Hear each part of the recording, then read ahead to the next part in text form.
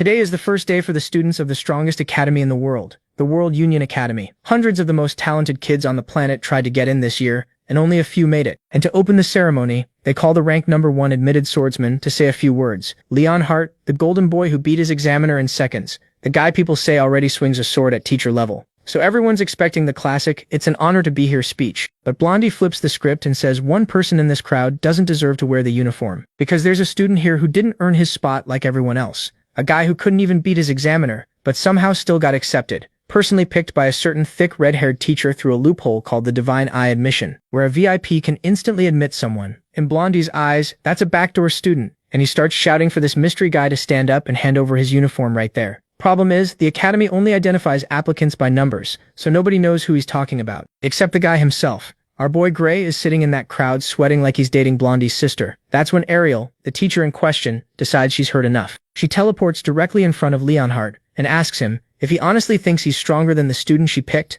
Bro froze for a second, but with the entire Academy watching, his ego wasn't letting him back down, so he says of course he is. He ranked first for a reason. So she offers him a bet. Both of them get the same target to hunt. Whoever fails loses. If her mystery student loses, every Divine Eye student gets expelled and she quits her job on the spot. If Leon Hart loses, he becomes her errand boy and does whatever she says. And the monster she picks? An ogre general. A disaster-level creature that commands hundreds of ogres at once. Something not even experienced warriors fight alone. Blondie says that's impossible for a student, so she gives them a full year. And since that still sounds insane, she sweetens the deal. If nobody kills one before the deadline, Leon Hart wins automatically. So in his head, this is free. He signs the contract thinking he just got handed the safest victory of his life. What this idiot doesn't know is that Gray killed an ogre general weeks ago, before school even started. The bet was over before Blondie opened his mouth. My boy looks across the crowd, catches Ariel giving him a tiny signal to stay quiet. Yes, mommy, I'm staying very quiet if you ask. But Blondie's humiliation arc was just getting started. Because in the first magic class, the teacher notices Gray looking bored and pulls him to the front to demonstrate the most basic spell in existence, the ether bullet. And since he heard Gray is the famous Divine Eye student, he exposes him to everyone and gets the genius idea to make it a friendly duel against Leon Hart, who now knows he's the special admission dude and is fuming to beat him. The whole class turns around. Blondie is staring at Gray like Christmas came early. He finally found the backdoor student, and now he gets to put him in his place in front of everyone. It was a 1v1 with the simplest of the spells, so it was safe.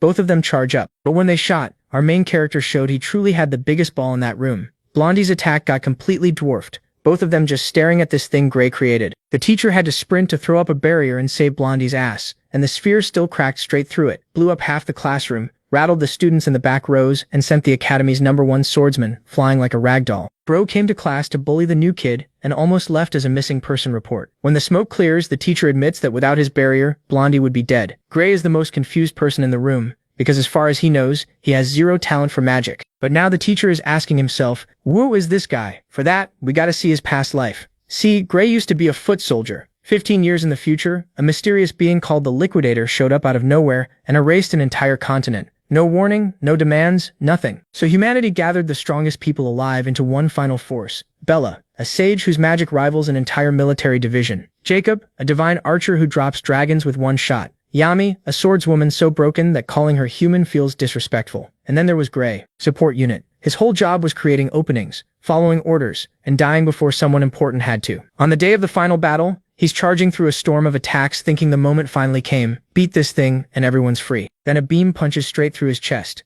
a hole where his heart used to be. He drops to his knees, and dying isn't even the worst part. Around him there's hundreds of bodies. People who trained their whole lives, abandoned their families, followed the greatest heroes into the last battle, and they still died changing nothing. At least the real heroes are still fighting. Yami actually reaches the Liquidator and cuts him. First time in history the thing that erased a continent is bleeding. But when the Liquidator sees his own blood, 2 beams of light, Yami and every legend humanity had left, erased in seconds. Gray closes his eyes and waits for a death that never comes. His pain starts fading, the hole in his chest starts closing on its own, and a voice inside his head says it finally found him. And out of nowhere he's transported into an endless cosmos. He thinks he's in the afterlife until he turns around and finds a mysterious horned being, who tells him he's not only still alive, but his wounds have been completely healed. The craziest part is that when Gray asks if he saved him, the being says he did nothing. Gray healed himself with his own power. Still, he can't really explain it, because even he doesn't know the true limit of Gray's abilities. What he can say is this: if Gray learns to control that power, he could become far stronger than the Liquidator. Even so, he's still not sure whether Gray really has a chance to defeat him, but he wants that bastard dead too, so he'll help. Then something shocking happens. He pierces Gray's chest again and tells him to go, because he's lending him part of his power. A moment later, the main character wakes up again in the middle of the battlefield, where he notices his sword is wrapped in some kind of dark energy. He thinks it belongs to the entity, but the being quickly says no, his power can't be seen. That dark energy is Gray's own. So without hesitating for even a second, Gray leaps at the liquidator and slices a deep cut across his chest. The enemy actually steps back, shocked that someone still remains who's worth fighting. Gray is thrilled to see he can finally hurt him, so he keeps pressing the attack and even realizes that in some ways he's stronger than the enemy he used to fear so much. The liquidator immediately warns him not to underestimate him, then fires off a brutal attack that cuts the main character in half, sending blood everywhere. Certain he's won, he turns his back and even congratulates Gray for forcing him to use all his power. But then, along with the blood, that strange black energy starts pouring out of Gray's lifeless body, until it forms a humanoid shape made of pure darkness, like something from a nightmare. By now, even the liquidator can't believe what he's seeing, and he instantly creates a powerful barrier around himself. He can see the figure turn back into the main character, but he still can't understand how something like that could be human. Gray just stares at him, then grabs his sword and unleashes an attack so strong that the impact against the liquidator's shield sends out a massive shockwave of energy. But the real surprise comes a few seconds later, when the shield shatters completely, and the blade pushes into the enemy's own chest. Blood pours out, and once again he asks if Gray is human. Gray answers that he's wondering the same thing, and of course the liquidator still can't understand how he's alive. Gray admits the gap between them has already started to close, and this is only the beginning. The enemy thinks he can just crush him again and again until he dies, but Gray doesn't make it easy and quickly lands the first blow. This cut is even deeper than the last, leaving the liquidator bleeding and screaming in pain. But he has tricks of his own and activates an ability that can control the space around both of them. In an instant, night falls, the moon shines above, and he has only one thing to say: time's up. The thing is, Gray isn't about to be scared by something that simple. He attacks, aiming to cut off the enemy's head, only to realize every inch of the liquidator's body is covered by an invisible shield. In a calm, confident tone, the enemy makes it clear this is pointless. In that space, nothing can hurt him. So he tells Gray to stop trying and instead focus on the stars. That sounds stupid at first, until Gray looks up and suddenly falls into a trance. But that's only the start of the trap. What looked like a distant star suddenly drops toward him at full speed and crashes down, unleashing a violent blast. When the dust clears, there's a giant crater, and no sign of the main character. The liquidator says Gray won't survive or come back if he's turned to dust. But that becomes his biggest mistake, because the dust itself starts gathering into a huge magic circle. Then a voice says that maybe the best thing to do is use all that leftover energy from the attack to send him back. And of course that voice belongs to the same deity as before. The liquidator recognizes him as Kronos, but Kronos ignores him and keeps his focus on Gray. He says he'll use his power to send him straight into the past, and just like that, without the liquidator being able to do anything to stop it, the time travel spell activates, and Gray is given a mission more important than his own life, the fate of the world. Then in the blink of an eye, the main character opens his eyes and realizes he's no longer on that terrible battlefield, but on a peaceful hill just outside Renato, his hometown, where he lived until it was completely destroyed, 15 years later. That means what he heard in his final moments wasn't a hallucination or some kind of joke. He really fought the liquidator one-on-one, and he really was sent to the past. Luckily, he notices a wound on the middle of his arm, which tells him he's gone back to the time when he was bullied by a guy named Velder. Velder used to torment Manuel, and just thinking about facing him again makes Gray's body shake. He feels so weak that he almost convinces himself the whole battle with the destroyer was just a dream, and that his only goal now should be getting stronger to survive. But on the way back home, that bastard cuts him off and says he's been looking for him, then tosses him a sword so they can have a training match. Of course, Gray knows Velder is dead serious, and even though he tries to refuse, saying his injury still hasn't fully healed, Velder keeps pushing until he charges at the main character himself with a sword in hand, saying that if Gray doesn't want to use a weapon, then he can take the hits with his bare hands. At that moment, Gray remembers a military doctor once told him his soul would never fully recover because of an injury he suffered when he was younger. So maybe this was where his life as a loser began, and if that's true, maybe he has a chance to change it. So he starts dodging Velder's attacks. Then he's shocked to realize how slow Velder is and how basic his moves are. At first, Gray wonders if Velder was always this weak, but then he understands that what changed is something else. He's the one who got faster. Of course, everyone else notices it and stares in disbelief as he picks up the sword. Gray realizes then that it wasn't a dream. He really did go back in time, not with the body or the powers he used to have, but with the memories of every battle he's fought. And that's worth more than any talent. It becomes even clearer when one single move with that sword is enough to bring down Velder. For a moment, Gray wonders if he should really fight someone so clearly weaker than him. But that doubt doesn't last long because he remembers all the years that bastard tormented him. So he not only forces him to drop his sword, but takes advantage of the fact that he's disarmed to attack him directly, the same way Velder had planned to beat him while he was helpless. And he's not doing it just to scare him, because with a single slash he cuts open Velder's chest, leaving him frozen in pain. Velder never expected Gray to actually strike back,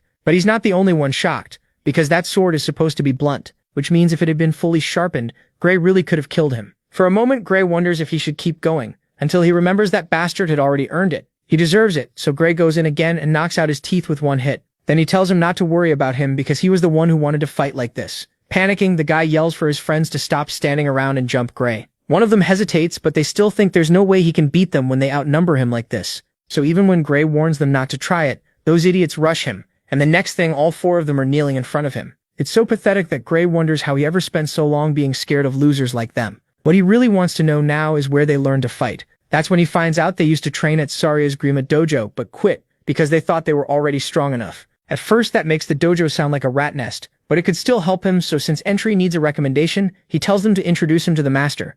Velder tries to refuse, but Gray suggests they keep going with their little practice match. That shuts him up fast, and the idiot leads him there, asking why he suddenly cares so much about the dojo. Gray says it's the only way he can get into the academy, and one of them innocently says he's already strong enough and doesn't need that place. But Gray can only think about how not even the strongest warriors in the world could beat the Liquidator, so this is no time to get comfortable. He doesn't even know how strong he needs to become, and the only thing he knows for sure is that even the dark power that covered his body wasn't enough, at least not fully. Still, there were moments when, while controlling it, he could feel real power in his hands. And that only happened when he tried to copy the Grimmy technique, so he can't help wondering if the battle would have ended differently if he'd reached the level of someone like Kronos, may have sent him back for exactly that. With that in mind, they arrive at the dojo, where the master, a blue-eyed woman named Zarya, personally steps in to beat down the bullies for trying to use their skills against a civilian, then throws them out. She says trash like them never even deserved to be part of her dojo. But she doesn't stop there. The woman is so honorable that she quickly kneels before Gray and says that, as an apology, she wants to write him a recommendation letter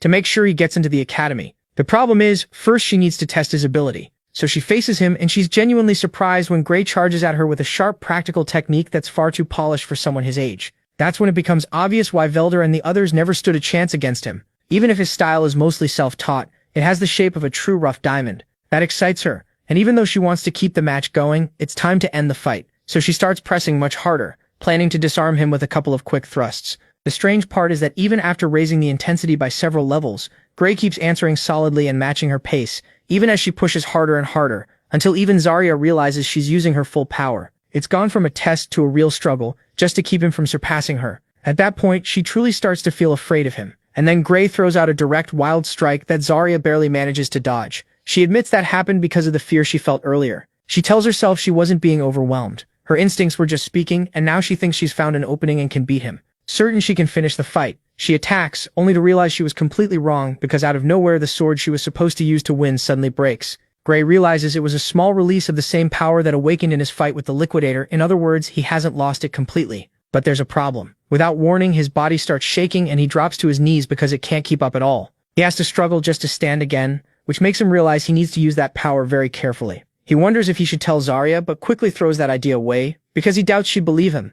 So in the end, all he says is that he got carried away a little. But the woman isn't stupid. She knows it's impossible to slice clean through a wooden sword with another wooden sword that isn't even sharp, and even though she's sure he noticed that too, she decides to respect his choice and stay quiet about it. What she does make clear is that she has confirmed his talent, and she can give him a recommendation to enter the best school in the entire kingdom, the Royal Fencing Academy. The catch is that she doesn't recommend he go there because he isn't suited for that place. Right away, Gray thinks he understands. He lacks strength and still has a long way to go. But Zarya cuts in and says she's not finished. The place he should go is the Academy of Eskrima, not the best in the kingdom, but the best in the whole world, and Gray knows it well. He knows that's where the great heroes came from, so the idea sounds impossible. Zarya says it is impossible in his current condition because during the test she gave him, she noticed his sword skill is far beyond his physical condition. The way he is now, he won't pass the entrance exam. Gray immediately knows she's right, since that place is filled with true superhumans, but Zarya says she's not telling him this to make him give up. There are still 9 months left before the entrance exam, and even if that's not much time, she's willing to train him so he can make it. Still, he has to be ready to suffer.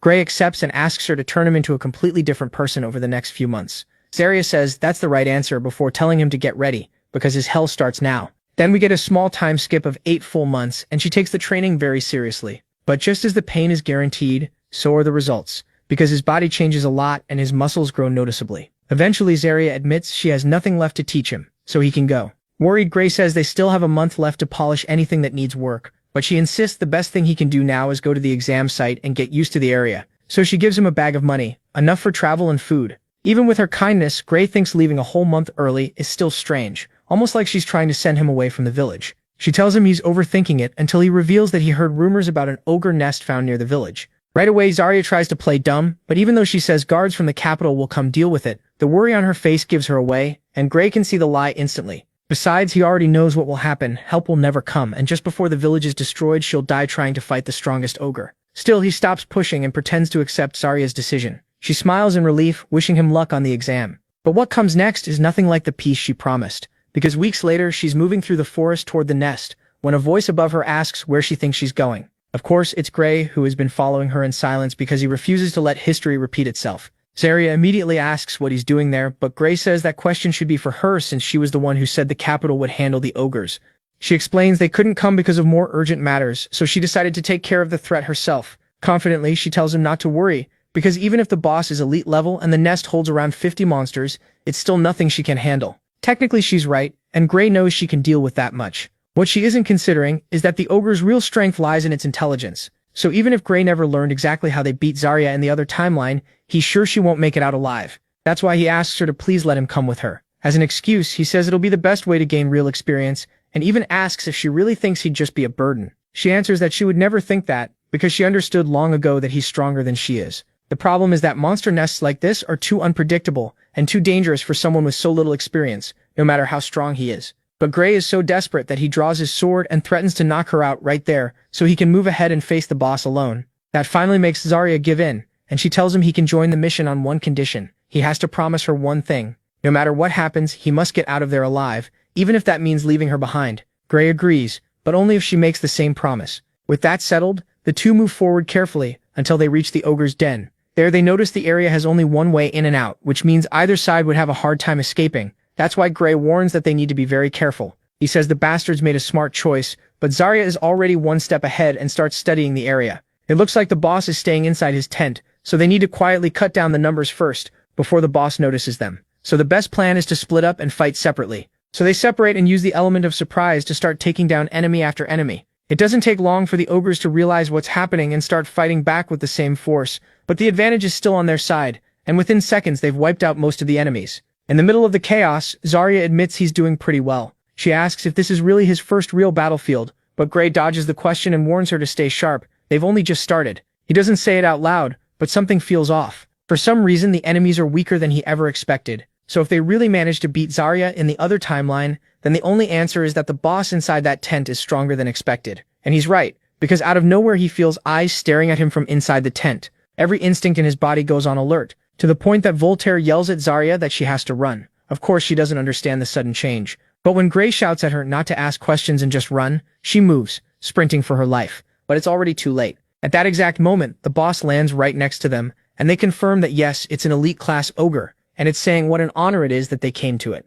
The real problem starts when Gray says that isn't the boss. Then the ogre lets out a loud warning cry followed by hundreds of others, bringing in a second wave of enemies just as strong as it is. In other words, that elite ogre isn't the boss. It's just one soldier among hundreds of ogres led by something even stronger, and in the distance they finally see an ogre general. That's a monster they definitely can't handle alone, so Zarya insists they need to focus on breaking through and escaping before things get even worse. But even though she lands a clean strike on the first enemy, the real nightmare begins when it regenerates like nothing happened. In the middle of it all, Gray explains that an ogre general's roar can boost both the strength and healing of its allies, so they'll need another plan. Then, out of nowhere, the protagonist tells her to cover his back. She doesn't need to do anything special, just buy him a little time while he takes down that bastard. And that's when the real battle starts, because to reach the general, they first have to break through a crowd of elite ogres so strong that just one clash of weapons shatters the protagonist's sword into pieces. The confidence he had starts fading fast. Even though he pulls out his spare sword, he knows it's only a matter of time before that one breaks too.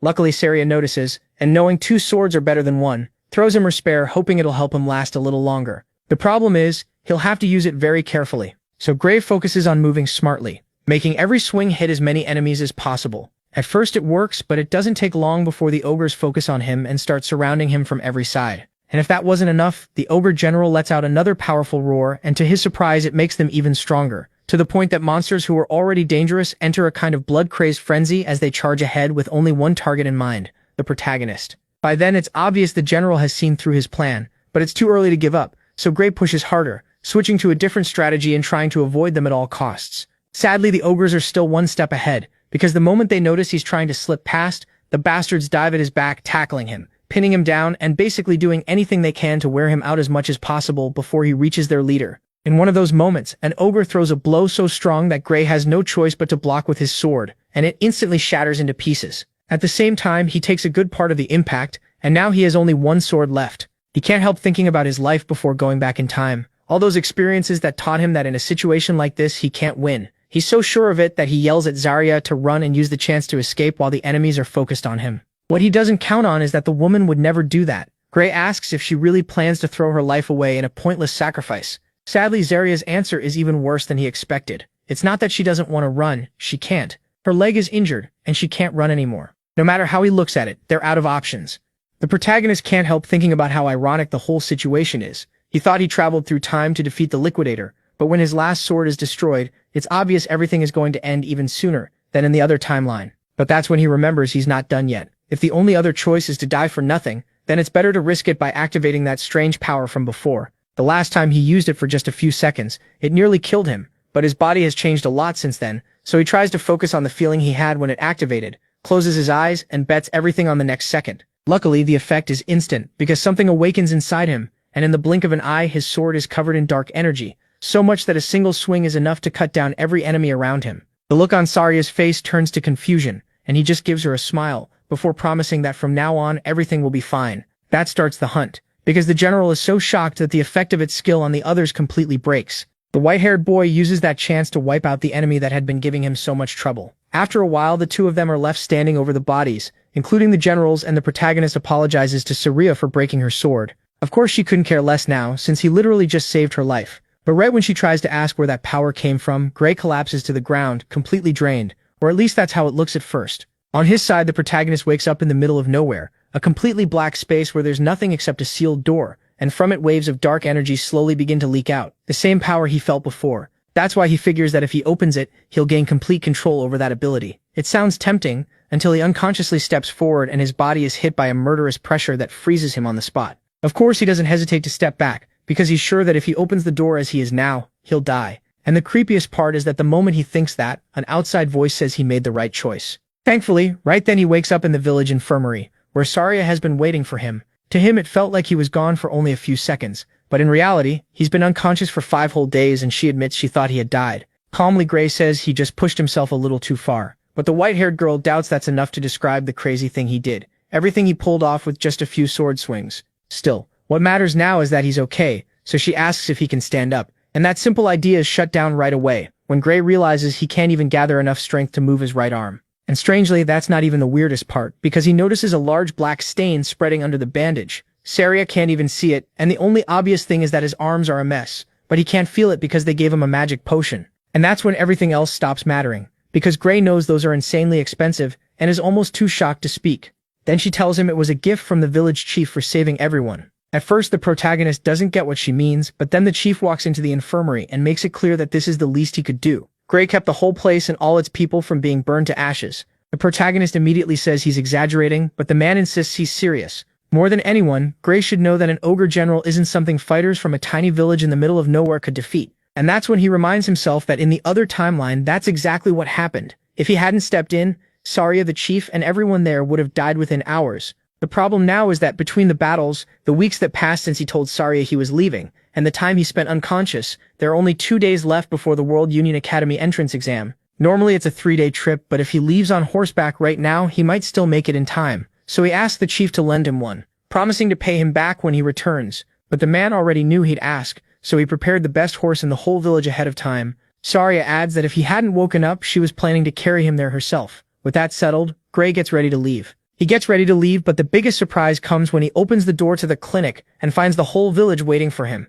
ready to send him off with signs, cheers, words of thanks, and even a bag of money they collected to help cover his academy costs. Without hesitation, Gray thanks them all, and even though he admits the pressure to pass feels heavier than ever, Zarya tells him not to worry. She knows better than anyone that no other applicant can say they beat an ogre general. Sure, with his right arm like that, he won't be able to shine the way he should, but Gray insists his left arm will be enough, and he won't even need that strange power from before. The examiners aren't blind, and there's no way they'll overlook someone as gifted as him. No matter what, he's going to pass. With that promise, Gray sets off, thinking that if he managed to save a village that was supposed to be destroyed, then the future really can be changed. From there, we jump straight to the start of the entrance exam, where the announcer says all examiners must stay inside the central arena until the process is over. What shocks Gray is the number of people there. Hundreds of applicants, even though usually only around 20 get picked each year. Some even say there have been years when only one person made it. Then Ariel steps forward as the head evaluator and, with a single snap of her fingers, hands out a ticket to every applicant with their number on it, the only information they need. The Academy doesn't care about gender, age, nationality, bloodline, or money. None of that matters here. The only thing being tested is talent. Ariel even says some people have gotten in using fake names, but what catches Gray off guard is that even though he left his sword at the inn, they still knew exactly what his specialty was. As if she read his thoughts, Ariel explains she assigned their courses based on how they look. And from the way she looks at them, she clearly has some kind of skill backing that up. If she got anyone wrong, they're free to raise their hand. Even though everyone thinks that's insane and assumes she must have researched them beforehand, not a single person raises a hand. After that, she announces the tickets also show one more thing: the day and time of each evaluation. Gray's turn is scheduled for the next day at 11 in the morning, which is a problem because part of him hoped his arm would have more time to heal. But Ariel makes it clear there will be no changes, and anyone who arrives even a few minutes late will be disqualified. So he moves straight to the next day, when Gray realizes his arm hasn't healed at all. That means he'll have to manage with only his offhand. At first, that makes him hesitate, but when there's just one person left before his turn, he keeps telling himself he still has a chance, and the best thing he can do is study the sword examiner. He'll be fighting. If this test is a real battle against one of the Academy's strongest swordsmen, then looks mean nothing. The examiner tells another candidate he can take the first strike, and even though the guy throws a blow strong enough to crack the ground, the examiner dodges it and effortlessly places his sword against the candidate's chest, showing the match is basically over. But the guy still refuses to quit and attacks again, only for the examiner to block his huge blade with one that's about half the size, and disarm him in a matter of seconds. Just like that, the exam ends. Watching from his spot, Gray realizes he's in trouble. So when his turn comes, he steps forward with one thought in his head. How is he supposed to beat someone who just disarmed a giant that easily? Once again, the examiner offers the first move, and Gray goes in, ready to use one of Zarya's best lessons from training. A sword isn't swung with just the arms, but with the whole body. So even injured, he can drive power through the rest of his muscles. That lets him throw a pretty solid strike. Of course, it's still nowhere near his normal attacks, but it's enough to make the instructor answer right away. And to Gray's surprise, he can see the sword moving almost slowly. Not because the man is weak, but because compared to Zarya's speed and skill, he doesn't even come close. That instantly boosts Gray's confidence, and within seconds he starts pushing forward with quick, sharp movements that force the examiner back, proving Zarya was right all along. He really might pass. Still, it isn't easy. As the fight goes on, Gray realizes that even if he's already figured out the examiner's sword style, the man is still very strong, and there's no way Gray can break through using only his left arm. On top of that, the examiner is feeling the pressure too, and his attacks are getting rougher and rougher, so Gray decides to risk everything with a new plan. He gives up the advantage for a couple of seconds, just long enough to make the examiner think his guard is broken and go for a clean, wide, all-in finishing blow.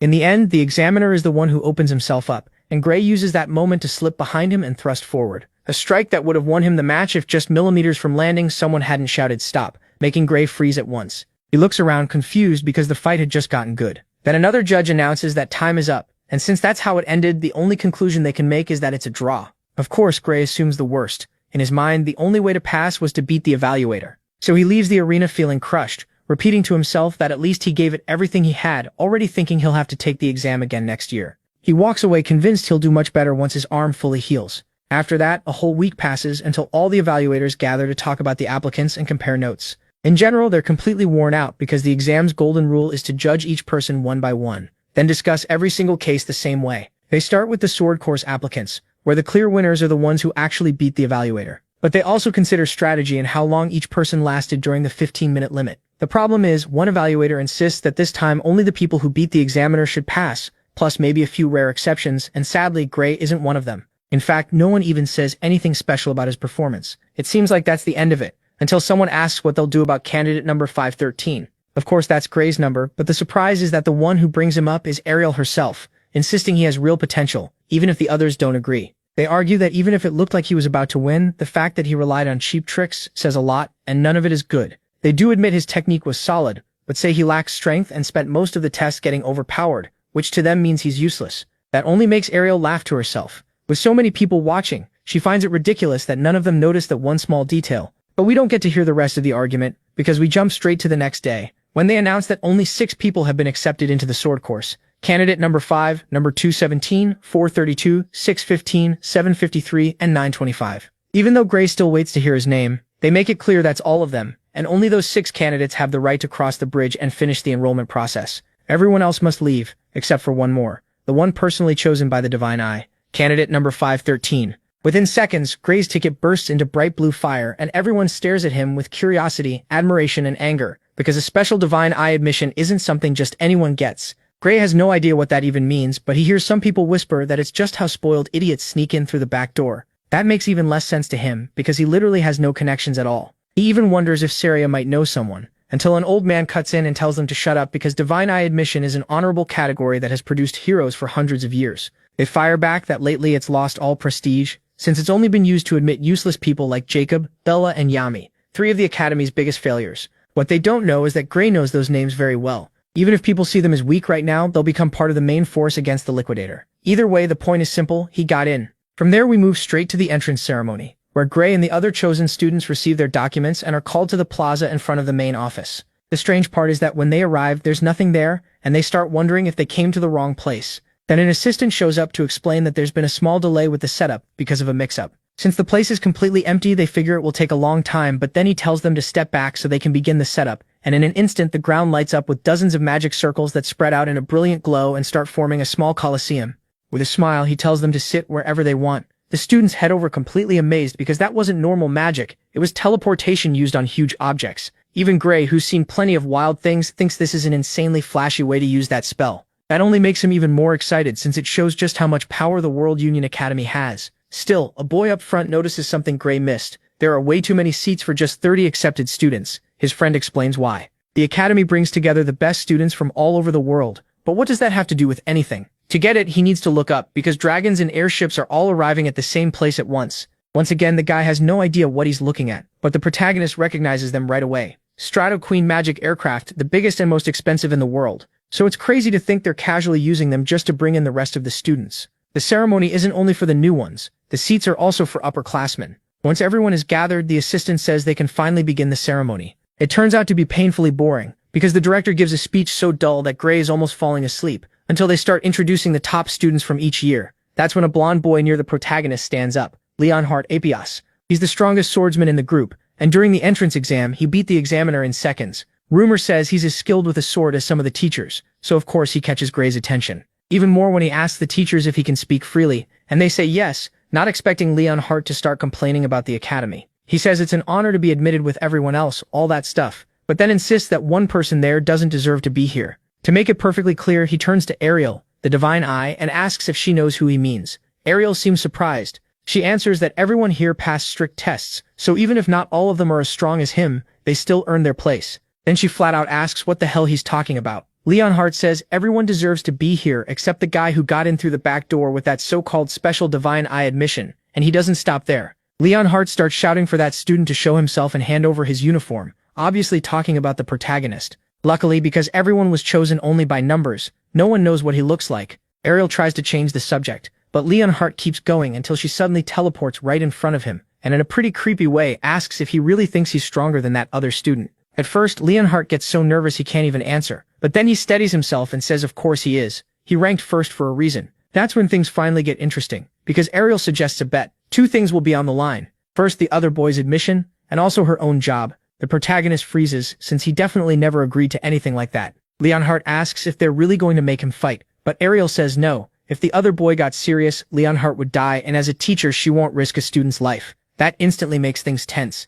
Leonhardt asks if that's supposed to be an insult, but the redhead makes it clear she means every word. So instead they'll compete by fighting monsters. That way it's safer and fairer, and Ariel even hints that Leonhardt is better at fighting monsters than humans. What exactly she means by that we don't know. Still, Leonhardt accepts, and Ariel starts laying out the rules. Basically, each of them has to kill the monster she names as the target. Every round, the target monster gets stronger, and whoever fails to kill theirs loses. If the protagonist loses, Ariel will quit her teaching job, and every special admission student will be expelled. But if Leonhardt loses, he'll have to do whatever she says. Before agreeing, he wants to know what kind of monsters they'll face, so he doesn't walk into a trap. And this is where things get weird, because Ariel acts like she's thinking, then asks how he'd feel about fighting an ogre general. That's way too specific to be random, so the protagonist starts wondering if she knows more than she lets on. Of course, Leonhardt says that isn't a monster. A student can beat alone. Ariel says fine, it can be a long-term bet. They'll have until the end of the year to defeat the creature, or they lose anyway. Even then, the blonde still thinks it's impossible, because it's a disaster-level monster. There's no way he could beat something like that with only a year of training. He starts thinking Ariel picked an unbeatable monster just so the bet would end in a draw. But then Ariel adds one more condition. If it ends in a tie, he wins. So whether he beats the monster or not, he'll be safe. But if the protagonist fails to defeat it, Ariel and all the special students will be expelled. The problem is, she sounds so sure of herself that Leonhardt can't help feeling there's still some trick behind it. So Ariel hands him a magic contract she just wrote with all the details. Now it's up to him whether he signs it or not. The surprising part is that Leonhardt accepts anyway, asking if she really believes that boy can win. In the end, she says nothing and just sits down. That only convinces everyone she's lost her mind and is using this bet as some crazy way to retire. As for the protagonist, he's more nervous than ever until he remembers the exact words she used and starts wondering if that one-year deadline also includes the ogre general he already killed weeks ago. He gets his answer when Ariel looks at him and makes a small hand sign telling him to keep quiet, basically confirming this was a bet he already won. After that, we jump straight to the first class on the basics of magic, where the teacher starts with the simplest part. Inside every person's body, there's an invisible energy called aether. By using the right magic circles to control it, people can do amazing things. During all that talk, the protagonist is glad most of this is stuff he already learned in his past life's training. That means his real problem is Leonhardt, because they ended up in all the same classes. So now the goal is keeping it secret that he's the special student Leonhardt hates so much. The problem is, if he wants to stay unnoticed, he's in trouble. The teacher notices he looks bored, and without any filter, tells him to come up front and show the class how to use basic magic. The protagonist admits he didn't think knowing magic was required since this is a sword course, but the teacher explains they still need the basics so they can work together with mages. That reminds him it's the same thing they told him back at the camp, so he takes a chance and asks if the spell they're learning is Aether Bullet. To his surprise, he's right, but he can't celebrate yet because once the teacher sees he knows the spell, he suggests a duel between him and none other than Leonhardt, who apparently was basically born using it. The protagonist asks if it's really smart to pit him against a beginner. Leonhardt clearly isn't dying from humility, but the teacher says it's fine because the spell isn't lethal, and Gray is the Divine Eye special admission student, so he's no weakling. Right away, everyone turns to look at him. It's obvious the old bastard did that on purpose, because Leonhardt glares at him like he wants to kill him, fully ready to put him in his place. And Gray? He's had better days. He steps down until he's face to face with Leonhardt, thinking he could end up badly hurt if he doesn't block in time. When he sees the blonde is going all out, he decides to do the same and forms a magic sphere so huge that both he and Leonhardt just stare at it. One look is enough to tell that this is not a harmless Aether Bullet. Leonhardt is so terrified he doesn't even react fast enough to run. Luckily, the teacher does, casting a spell to stop the sphere before the fight turns tragic. Or at least that's how it seemed, because Gray's shot is so strong it cracks the teacher's spell and sets off a huge explosion that reaches even the students in the back rows and blasts Leonhardt several meters away. The good news is everyone survives, but the teacher admits that if he hadn't softened the impact, the blonde would be dead. What shocks him most is that he's never seen an Aether Bullet that big. That's why he turns to the protagonist and asks what he just did. The boy is just as confused, since he didn't even use that strange energy from before, at least not on purpose. It's more like the Aether Bullet he learned during the war is different from the one they teach at the academy. But the teacher makes it clear that it is an Aether Bullet. The only difference is the quality of the spell. He doesn't seem to have used normal Aether, but super compressed Aether. Of course, no one in the room had ever heard of that, so the teacher explains it's a level of power even professors struggle to produce, and even he can use it, only nowhere near that level. Right away, the students start wondering if that's why he was admitted through the Divine Eye. Even so, the protagonist still has doubts, because he clearly remembers that this was exactly the kind of spell they taught in the war, and even though he doesn't, he says it's ridiculous. Anyone could do that with the right training. To put it simply, the teachers are way too weak, and that only makes the professor more excited. He keeps pushing Gray to move into the magic class as soon as possible. Of course, Gray turns him down. He was always told he had no talent for magic, and that just gets the professor even more worked up. He says he's never seen anyone use ether compression so easily. In his eyes, it would be a waste if Gray focused only on swordsmanship. What really matters is that this suddenly unlocks memories Gray had buried until now. The one who taught him the little magic he knows was Vela, and she always cared most about people who didn't even know Odo existed, the life force that makes strong spells much harder to cast without it.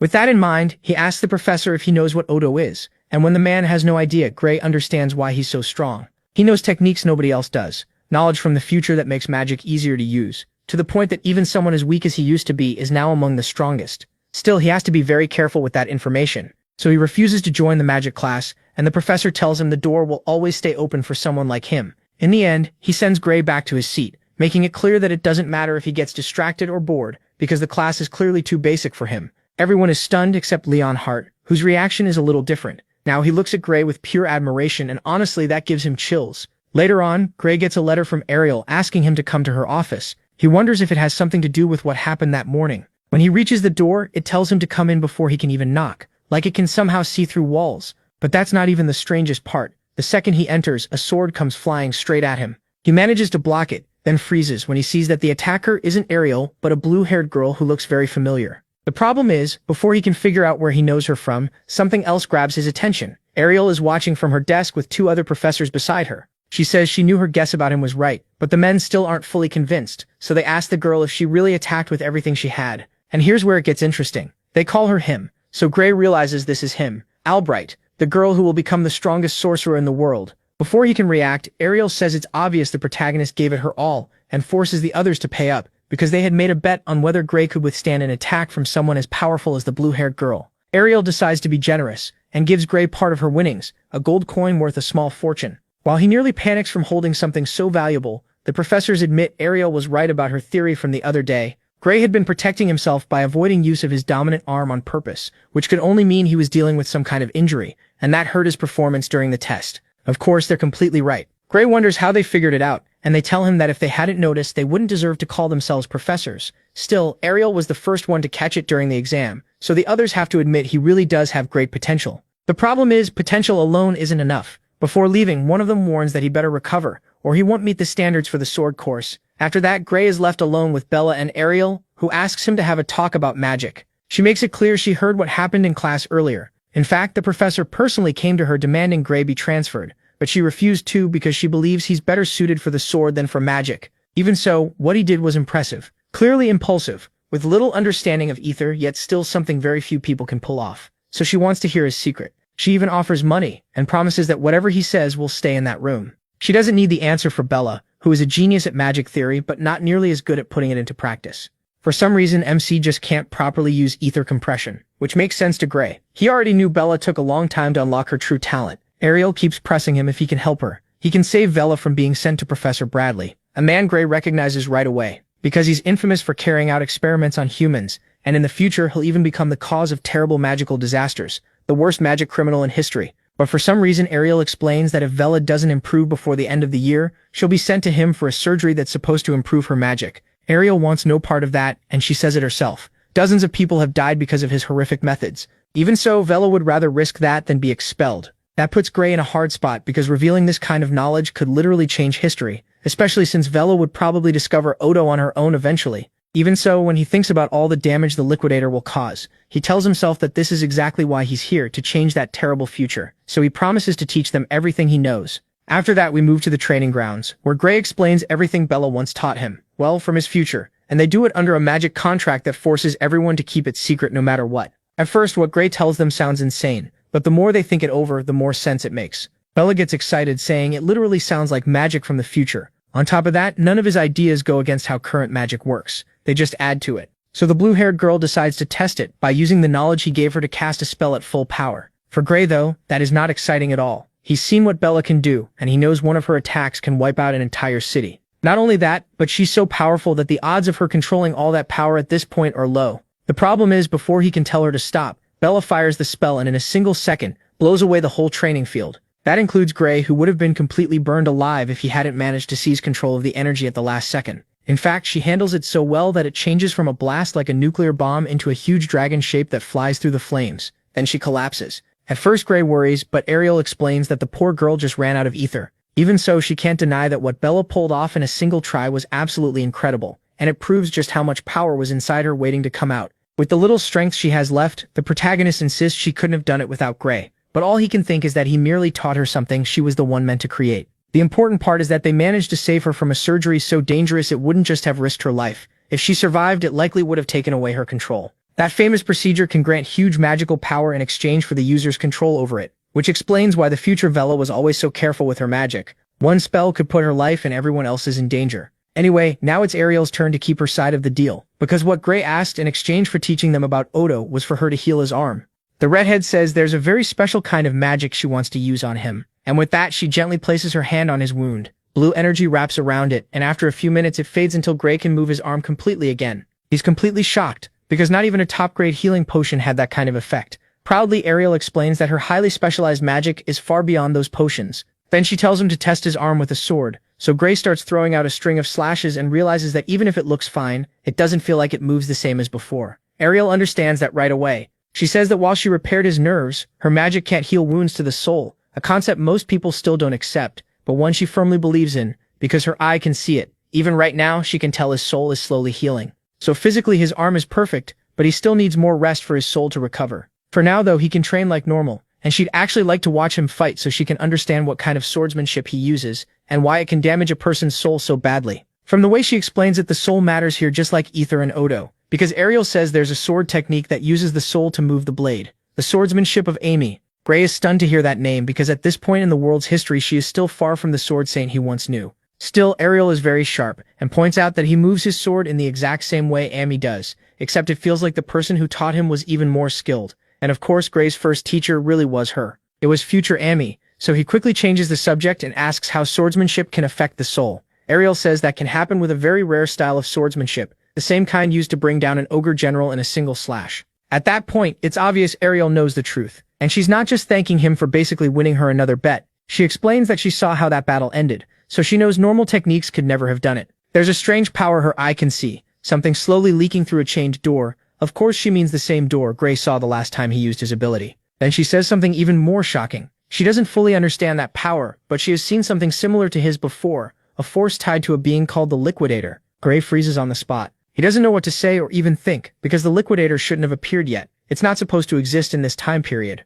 Seeing his reaction, Ariel realizes he already knows about the Liquidator. She's almost surprised, but then remembers that Gray always seems to know things nobody else should, like knowledge from the future. This woman is way sharper than she first looked, so she asks him directly what he knows about the Liquidator. Gray only says it is a huge threat to humanity. He stresses that it has to be stopped before it appears and destroyed if possible. Hearing how serious he is, Ariel thinks he may be overdoing it a little. But if that's true, then the answer is simple. They need to stop Professor Bradley's experiments.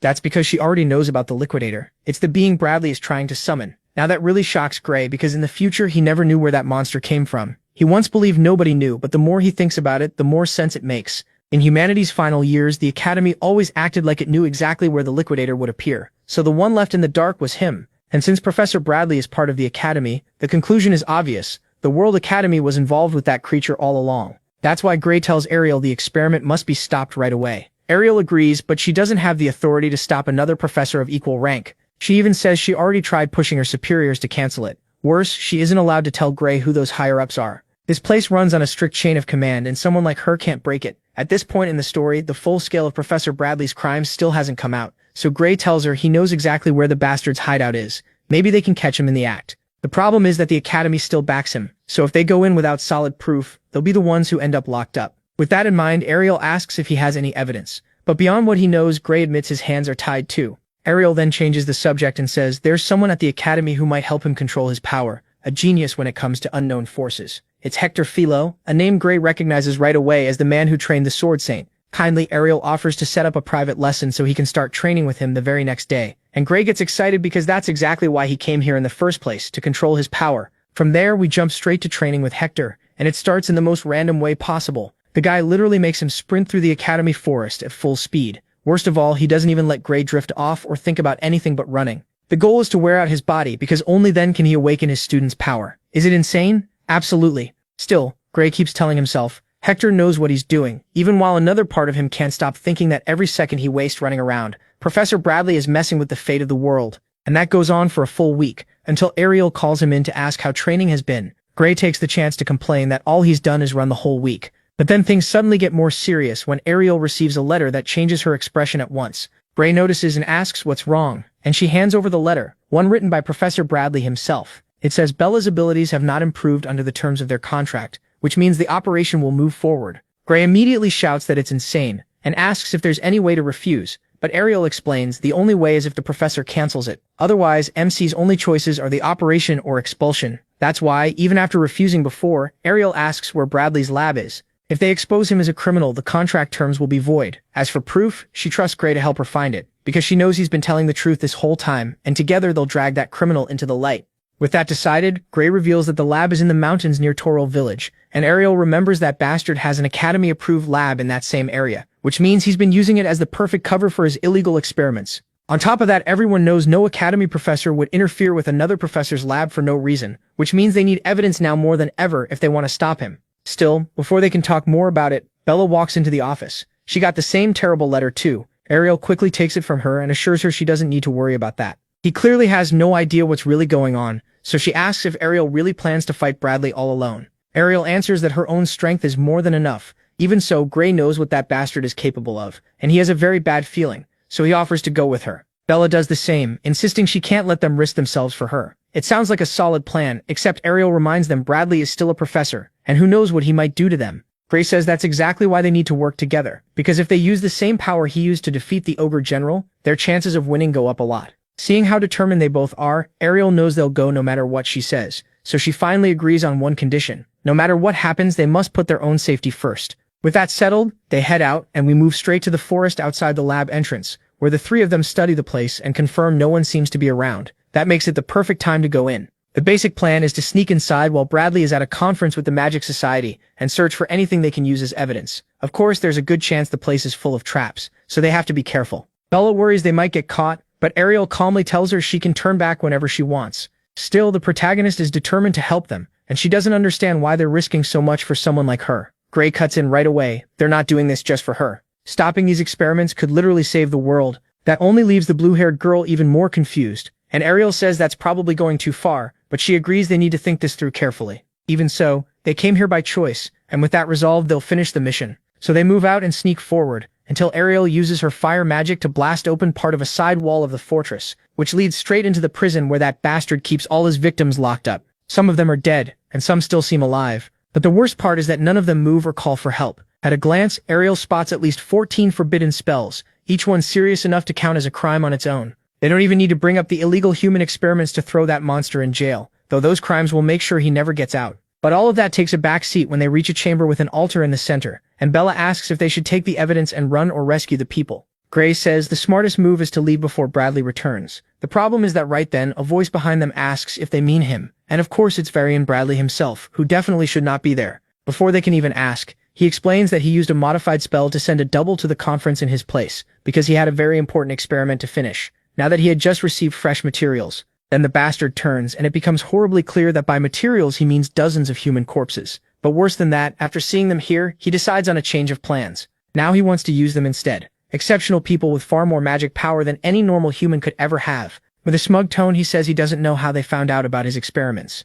Still, he's sure they didn't tell anyone they were coming, which means he can use them however he wants, because if they vanish, there's no way the Academy would ever suspect him. Not holding back at all, Ariel asks if he plans to use them as lab rats. Bradley tells her to calm down. One thing is certain, he has no plan to let any of them leave alive, so he might as well use them to push magic even further. The sick part is, he's so sure he can win that he barely reacts in time when a blast of fire comes straight at him and sets much of the lab ablaze. The shocking part is, it didn't come from Ariel. Bella is the one glaring at him like she wants him dead. But once the smoke clears, Bradley is still standing there without a scratch. He managed to raise a force field just in time, then shamelessly praises Bella's strength, saying Ariel's divine eye clearly hasn't lost its touch. He didn't expect C to be this powerful, and now he's thinking maybe he should take a closer look at the other new students too. Then he asks if she's really willing to kill her own teacher while she's still a student. She shoots back that it's better than becoming a lab rat, and for a second it feels like a full battle is about to start. But Ariel cuts in. They already have enough proof, so now they need to leave. The problem is, Bradley won't make that easy. He fires off a powerful dark magic attack that Ariel blocks at the last second, until he mocks her and says it's pointless. This is one of the finest results of his research, the Flame of Gluttony, a fire that can devour defensive magic and turn it into fuel for itself. In other words, it can't really be blocked, and that becomes obvious when Ariel's shield starts cracking apart, to the point that she has to call on part of her divine eye's power to create a second layer of protection. Sadly, it's clear that won't hold for long either. So she hands the kids a memory bag and says Hector will know what to do the moment he sees it. In short, she wants them to run. But Bella does the exact opposite, and uses her magic to put up a third barrier, holding it in place until Ariel yells that they had a deal. Bradley's magic is too abnormal for them to handle, so she'll buy them the only thing that can save them time. But then comes the real shock. Ariel's barrier breaks and the only one still standing is Bella. Not only does she endure it, she starts wearing Bradley's magic down little by little, because she reveals that they just needed a slightly different approach. Of course, Ariel isn't the most surprised.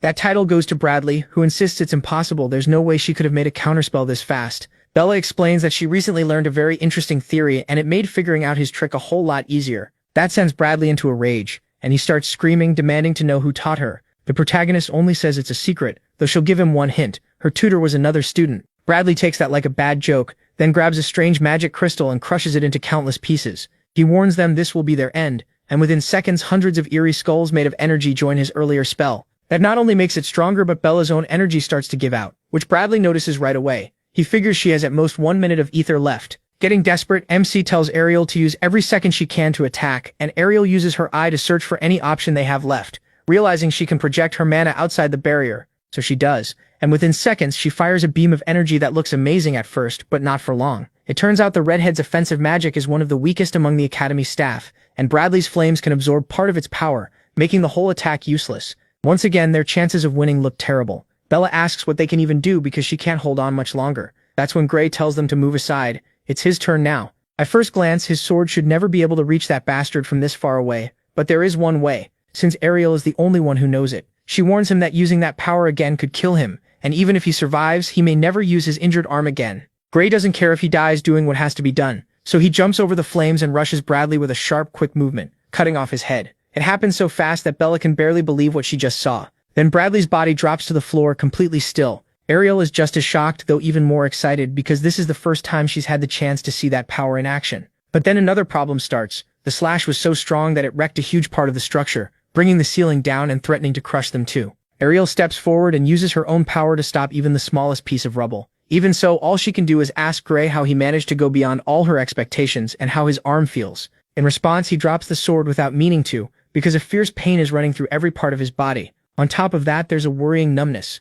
We can also tell the black mark has spread, but the good news is he can still stand and still move that arm. If the Gray from a few months ago had tried something like that, he would have passed out for days. That means Hector's weird training is somehow actually working. Naturally, Ariel thanks him, because if they're still alive, it's thanks to him. Still, she apologizes for being so weak that she practically forced him to use that power. Gray tells her he's the one who dragged them into this by insisting they stop that bastard once and for all. Either way, the important thing now is Ariel warning him not to use that power again for a while, because next time the damage will be irreversible. From how serious she sounds, Gray realizes she truly means it, so he agrees. Seeing that, Bella takes the chance to ask what he used and why she didn't feel even the slightest trace of ether leaving his body. The more she thinks about what she saw, the less sense it makes. But Ariel says it has to stay that way. She must not dig any deeper into the matter, ask questions, or say a single word about what she saw, or Ariel will be forced to erase her memories. With that on the table, Bella promises to play by their rules and even suggests a magic contract so they can trust her completely. So they sign the contract, and now that Bradley is down, Gray is the first to say they should ignore the experiments for now and help the victims, who seem to have been put to sleep by some kind of dark magic.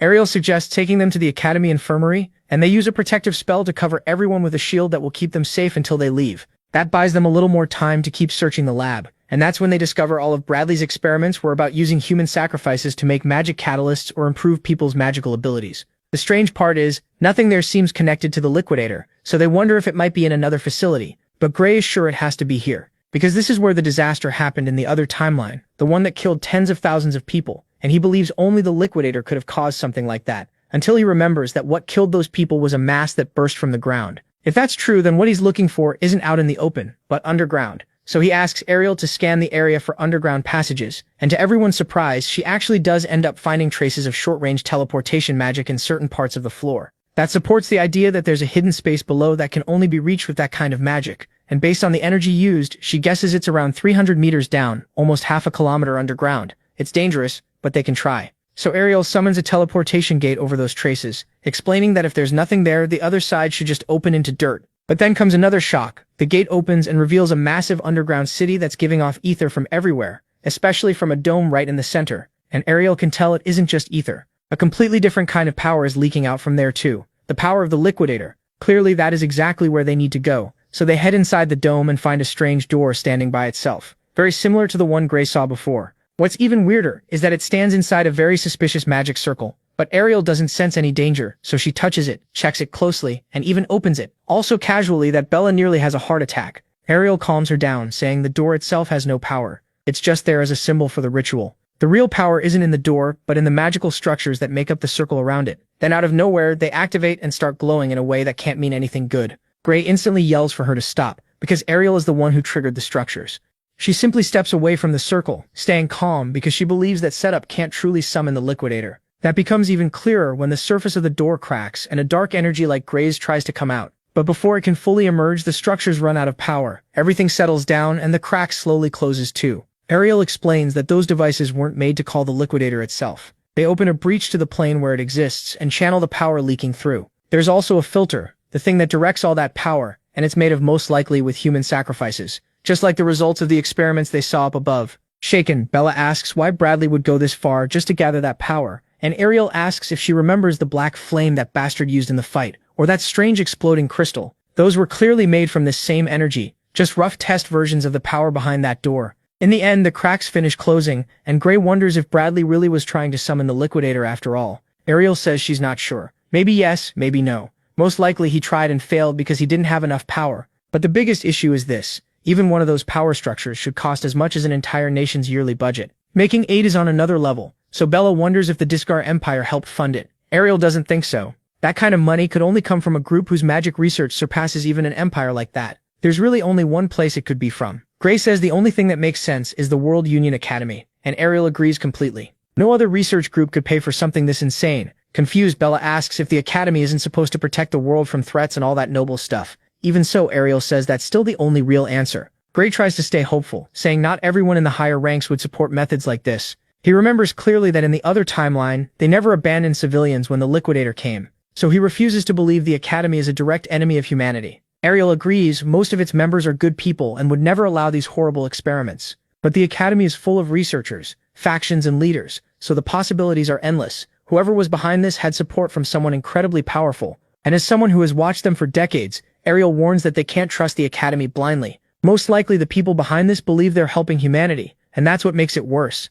The place was built so carefully that finding any clue leading to the mastermind will be nearly impossible, and if that wasn't bad enough, everything around them starts exploding, which means they set up evidence-destroying mechanisms linked to Bradley's death. Bella panics and yells that they need to get out, but Ariel calmly says they're just explosives. She's not weak enough to let them die from something like that, and within seconds, she starts draining energy from the strange structures to make her own magic circle around the group. In a firm voice, she tells them not to move as debris crashes down all around them. A moment later, it turns out she managed to teleport everyone to the outer part of the forest. Better yet, she also brought every victim who was still alive, and maybe most important of all of the famous energy structures too. It was a risky move, but it was the best idea she had because knowing the Academy's higher-ups, she'll need to show them this if she wants a case solid enough that they can't ignore it.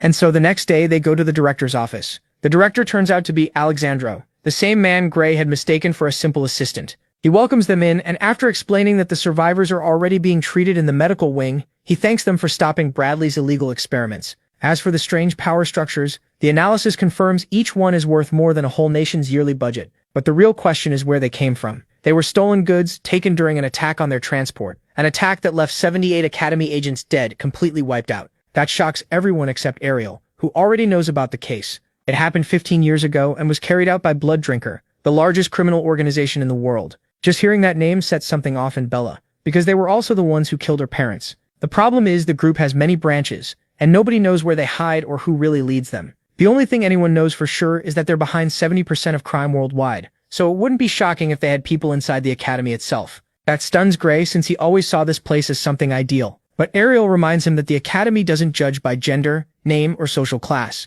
That openness lets talented people from all over the world grow stronger, but criminals can take advantage of that too and slip inside. It sounds insane, and Bella insists they need to find them and drive them out. The director agrees, but he's still just a subordinate. His authority has limits. If they want to learn who's behind all this, the only advice he can give them is to become stronger. He reveals that even among the students, some are so powerful they hold more influence than he does, and in this place, strength is everything. That means they can make a difference too. That clearly fires the group up, while Alexandro studies them and thinks Ariel couldn't have beaten Bradley alone. So one of those two must have done it, and he can't wait to see what kind of monsters they'll become. After the meeting, Gray looks at the mark on his arm and realizes that whether he wants to defeat the Liquidator or uncover this place's secrets, the answer is the same. Get stronger. He keeps thinking about that for a while, until he accidentally bumps into another student with black hair. The shock comes when, before Gray can apologize, the guy attacks him with a kick so fast he barely blocks it. Then the stranger starts insulting him, telling him to watch where he's going and mocking him as trash from special admission. It's obvious the bastard wants a fight.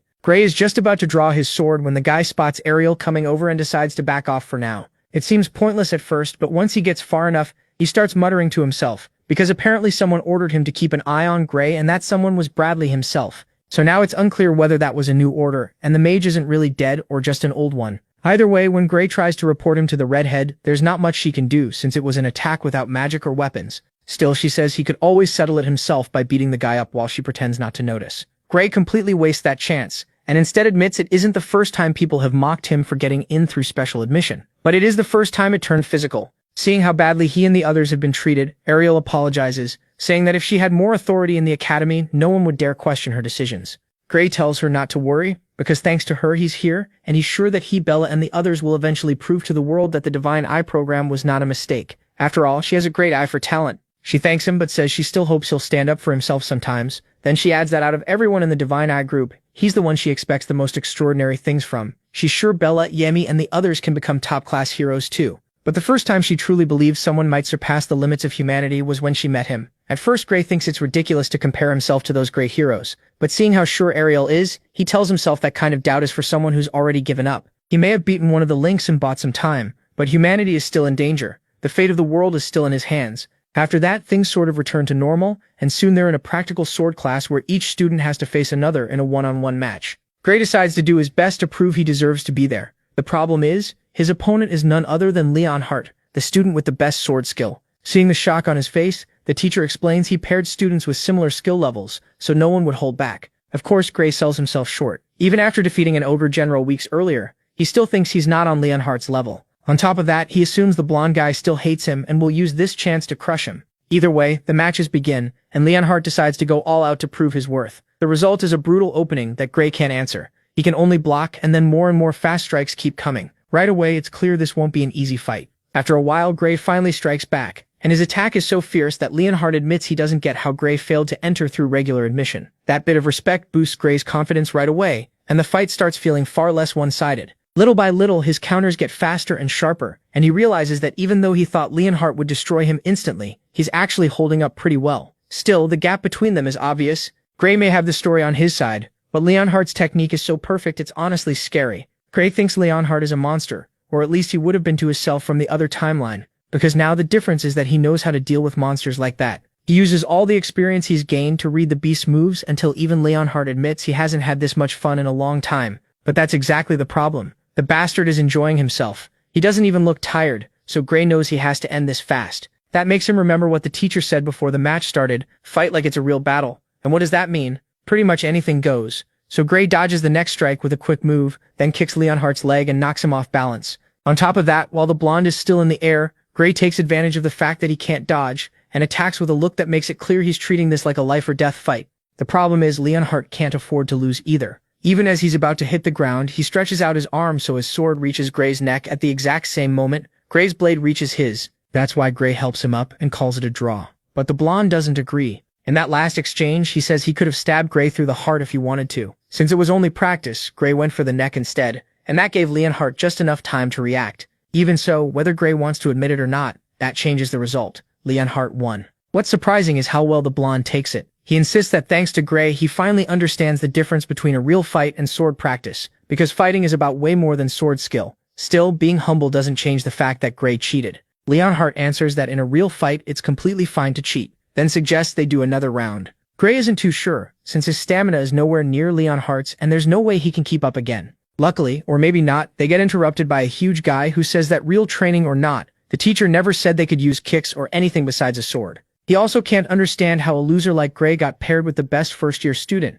basically insulting him for no reason. That's when Leon Hart steps in and says he's the only one strong enough to fight Gray. In other words, Gray is the strong one here, not him. And that gets backed up by the teacher, who says the two are at a very similar level. And if he doesn't believe it, he's free to test it himself. If he beats Gray, then he can fight Leon Hart. The guy confidently accepts and boasts that unlike others, he beat the examiner in the entrance exam, which Leon Hart says was his biggest mistake, the same one he made himself, judging Gray without knowing his real strength. The good part is that more people will finally see how strong Gray is and give him credit. The bad part is that this idiot is ruining his precious time with Gray, so Leon Hart starts glaring at him like he wants to kill him. Of course, the bully notices and has no idea what's going on. Still, all of that stops mattering when the teacher says they can begin, because Gray can tell right away the guy has way more physical endurance than he does. It's a challenge he has to face, and meanwhile, that jerk charges at him with one goal: put the special admission student in his place. To his real surprise, Gray doesn't just block the attack with one simple swing of his sword, he knocks him away like he's nothing.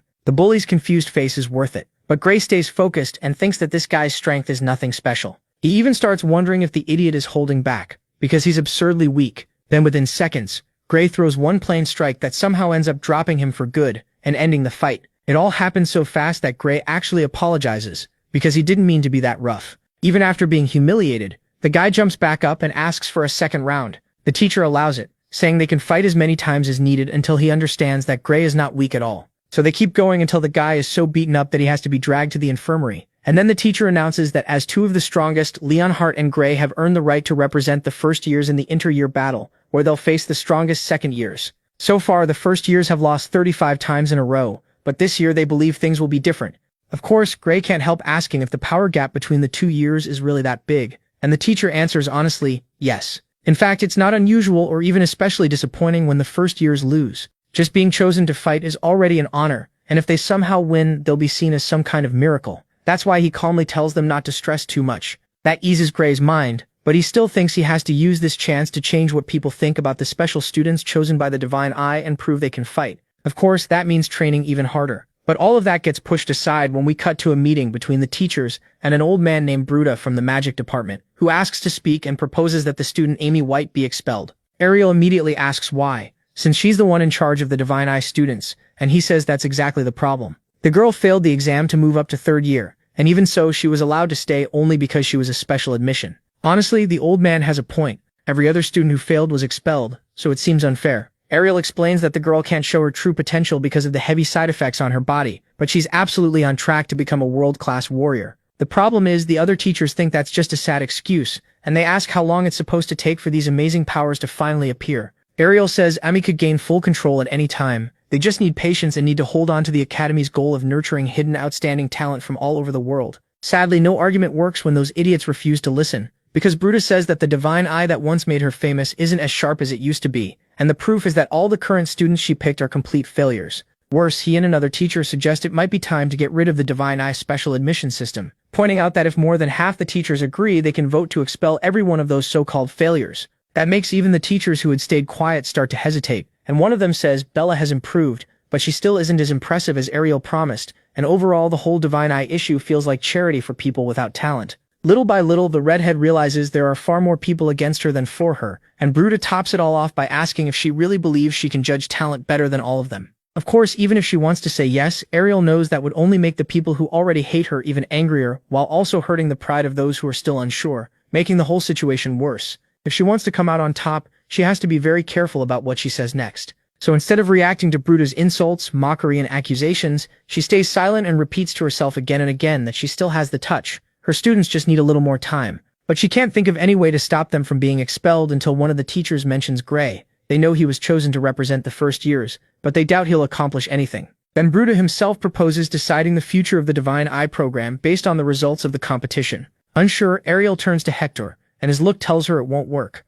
So she explains that Gray's power isn't really suited for mock battles. His true strength only shows in life or death situations, which the teachers once again treat like an excuse. Honestly, it does sound like one. So they declare that if Ariel tries to refuse, the headmaster, tired of the argument, steps in and says they'll continue this discussion after they see his performance in the competition. In the end, everyone leaves, but the redhead stays behind, trembling because she feels she's failed them. Gray's powers not only aren't fit for this kind of practice match, it's also still too soon for him to use them again, and if he pushes himself, he could die. Even so, a selfish part of her still hopes he can do it, so the other rough gems can survive until they're ready to shine. But for that to happen, he'll have to do something incredible. Then we jump straight to the day of the inter-year battle, where all the students gather in the Coliseum, watching closely as the first-year challengers are introduced, Leonhardt and Gray, who've earned the right to face the strongest second-year student, Lucian Hartmann. At least that's what everyone thought. But then comes the surprise: they introduce a second-year student, Raida, the same guy who jumped Gray in the hallway. Of course, that leaves everyone wondering how this battle will work,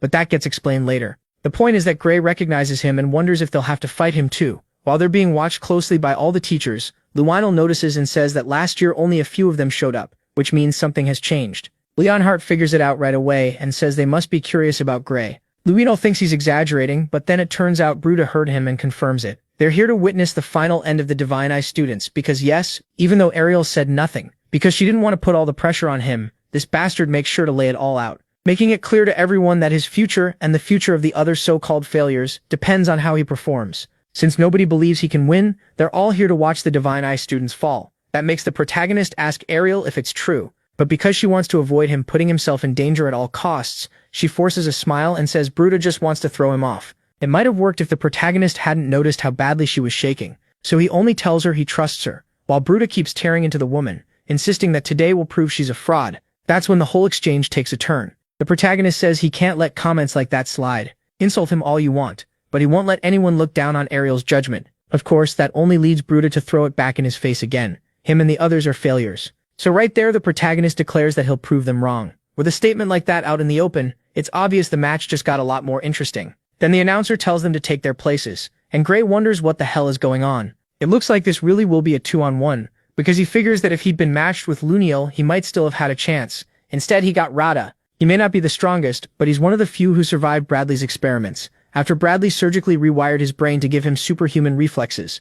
And since Gray's fighting style depends a lot on surprise attacks, he's in serious trouble. So Gray is warned not to push too hard if that reckless idiot is thinking about using his ability. Hearing that, the protagonist just says there's nothing to worry about. The first fight starts with the top 2 students, and the announcer explains that the arena is covered by protective magic to stop fatal injuries. In other words, they can fight like it's life or death, knowing the match will end before anyone is actually killed. So the moment the signal is given, Leonhardt instantly rushes Luniel at full speed, while Luniel sets up in a defensive stance, ready to take whatever comes. Still, he doesn't wait long to strike back. The second he gets an opening, he swings his sword, and Leonhardt narrowly slips past it. Right after that, he plants himself on the ground and throws a hard kick at Luniel's face, copying the move Gray used when they fought. The problem is, Luniel isn't stupid. He dodges it and admits Leonhardt is pretty strong, stronger than Luniel was in his own first year. Sadly, that just gives him the excuse to raise the pace. Now it's his turn, and he unloads a storm of attacks that are not only incredibly fast, but also force Leonhardt backward across the arena until he's literally trapped against the ropes,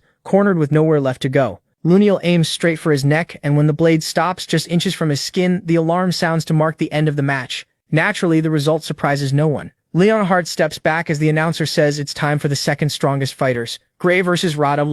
With that, the protagonist slowly walks to the center of the arena and tells himself he's faced opponents far stronger than this. On top of that, Ariel and the others are counting on him, so he can't fail. Then Rada drags his sword forward and tells Professor Bradley to be patient, because in just a few seconds, he'll send Gray straight to hell. That confirms Bradley isn't alive at all. This emo guy is actually insane. And the worst part is, he's insanely strong, which becomes obvious to the protagonist the moment their swords clash for the first time. The impact is brutal, throwing him back at once and leaving his arm shaking. In that instant, he realizes every warning about the madman's reflexes was true. His reactions are ridiculous, and paired with that powerful right arm, they start shutting down every plan the protagonist had for winning this fight. He's only been in the arena for a second, and the only thing he can think is that he needs to use his ability. But then he remembers what Ariel told him before the match. The chances of dying if he activates that power are extremely high. The competition matters, sure, but not enough to risk his life. And the arena's magic barrier wasn't made for his power, so if he loses control, he could kill his opponent. Back in the present, that's why Gray holds the line. He may gamble with his own life, but he's not desperate enough to kill an innocent person. What he doesn't know is that Rada doesn't feel the same. Tired of waiting for the protagonist to counter, he launches his own attack, a flurry of quick exact strikes that oddly enough are almost overshadowed by the strange muttering. He keeps repeating again and again. The good part is that on a technical level, his moves are actually very simple, and with Gray's overall stats, he should be able to end the match fast. So he starts wondering if Rada is planning something weird, which is confirmed when he looks up and sees a pair of crazed eyes full of bloodlust. Then Rada manages to drive his sword straight toward Gray's eye, and Gray instantly knows he won't be able to dodge that. The fight would have ended there if not for a sudden shift. He surprises even himself by blocking it, just in time with his own sword. The strange part is, even he knows he shouldn't have made it in time, so he wonders again if that lunatic weakened the strike on purpose. But that's not the only odd thing, because something else feels wrong. Up in the stands, Gray notices something strange moving inside Rada's chest, and he wonders what the hell that power is. Meanwhile, the teachers say the battle is far too one-sided, and some even mock him, because just like the protagonist knows, Rada could have finished this a long time ago. Still, several of them admit that even if he isn't winning, the protagonist is holding out surprisingly well. For them, that alone proves he's strong. But that stops mattering when Ariel asks them to end the test right away, because she has a bad feeling. Things are about to get ugly. Of course, the others insist the security system is flawless and will block any attack that threatens either fighter's life, and they take Ariel's warning as proof she's scared of losing. Even so, she yells that it won't be enough to protect Gray from what's coming.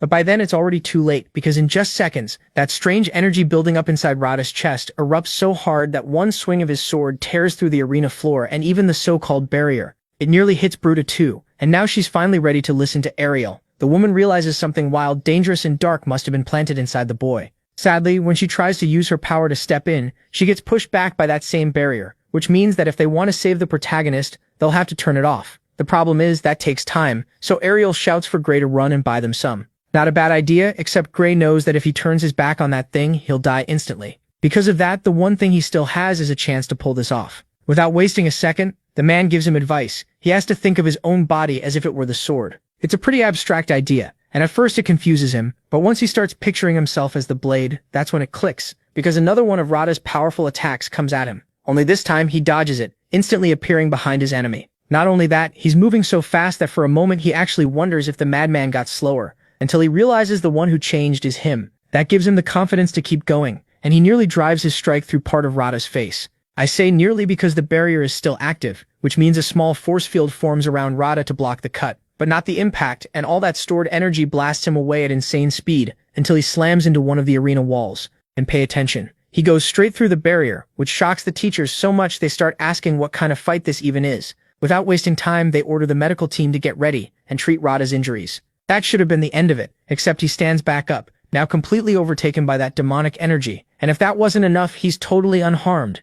So Ariel warns the protagonist the fight isn't over, and he manages to raise his guard just in time to see what's coming. That energy building up into the shape of tentacles, rushing at him and attacking from every possible angle. It's so insane that even Bruta blurts out, "What the hell is that?" Ariel pressures the tech team and they tell her the barrier will shut off in 10 seconds. That doesn't sound like much, but inside this nightmare, every second matters, especially when Radha closes the distance again, attacking with such force, speed, and bloodlust that the protagonist finally understands this thing isn't human anymore. Then again, he's not exactly normal either, so even though he fights back with everything he has, he still refuses to kill him. That choice costs him badly, because the enemy's next strike lands and he starts coughing up blood. Worst of all, that confirms that if he doesn't activate his ability, he'll die anyway. So he decides to bet everything and releases his power, cutting down his enemy in the blink of an eye. Thanks to that, Radha finally falls. Everyone in the academy watches it happen from the stands, stunned into silence, not knowing what to say until the barrier drops and the teachers move at once. The teachers combine their restraint spells to pin Radha down.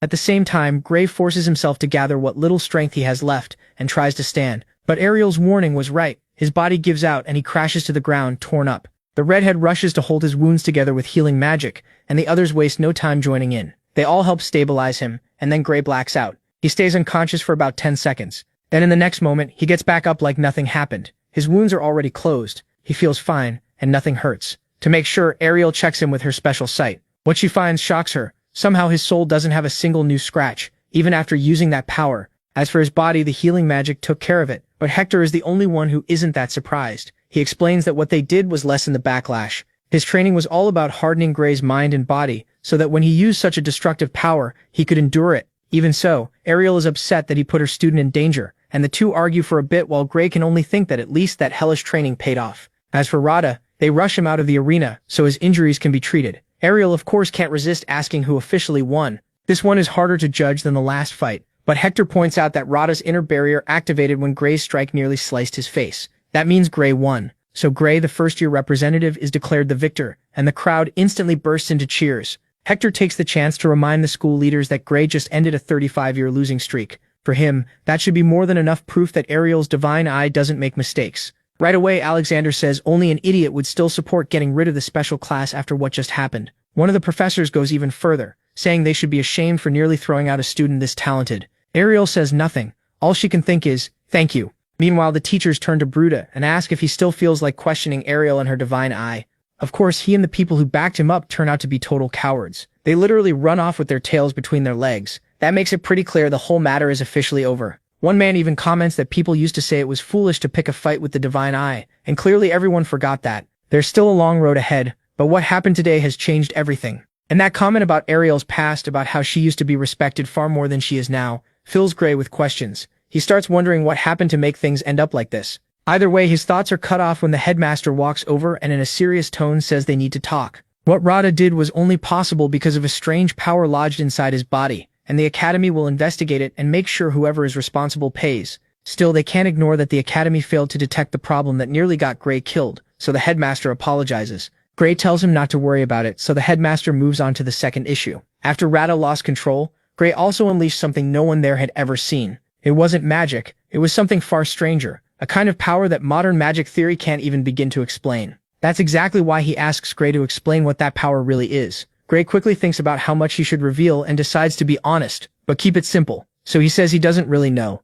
Of course, to make that story work, he has to lie a little, claiming he didn't even realize he had that power until Ariel noticed it and explained the potential sleeping inside him. From a distance, the redhead hears all that and wonders what game he's playing. Gray shoots her a quick look, asking her to go along with it because if they want to stop the liquidator, she needs to stay the one in charge. Ariel understands what he means right away and steps into the conversation to back him up. She explains that even if Gray's power can't be understood through magic theory, she can still see it with her eyes, and that's why Hector put him through brutal training so he could control it. She's also been investigating it herself, which is why she wants all matters related to Gray's power left in her hands. Alexander agrees, since the Divine Eye students are technically her responsibility. He does offer to help however he can, and then they turn to something more urgent, Rada, who needs to be examined while he's treated in the infirmary. So Ariel goes with them. Later she meets up with Gray, and tells him the power they found inside Rada was almost identical to the liquidators. In other words, Bradley must have used the same crystals they found before, and even worse, Rada wasn't actually beaten by Gray's attack. That power activated at that moment, and he completely lost control of his mind and body. The important part is that Ariel isn't stupid. She also figures out that Rada being there wasn't a coincidence. Someone sent him to kill Gray, almost like payback for taking down Bradley. And if Rada was manipulated after that professor died, then Bradley really wasn't behind it. It had to be a third party. Someone with access to student records and one of the big names connected to the man's shady research. For now, all they can do is keep digging. But Ariel's gut tells her the one responsible has to be a high-ranking member of the academy.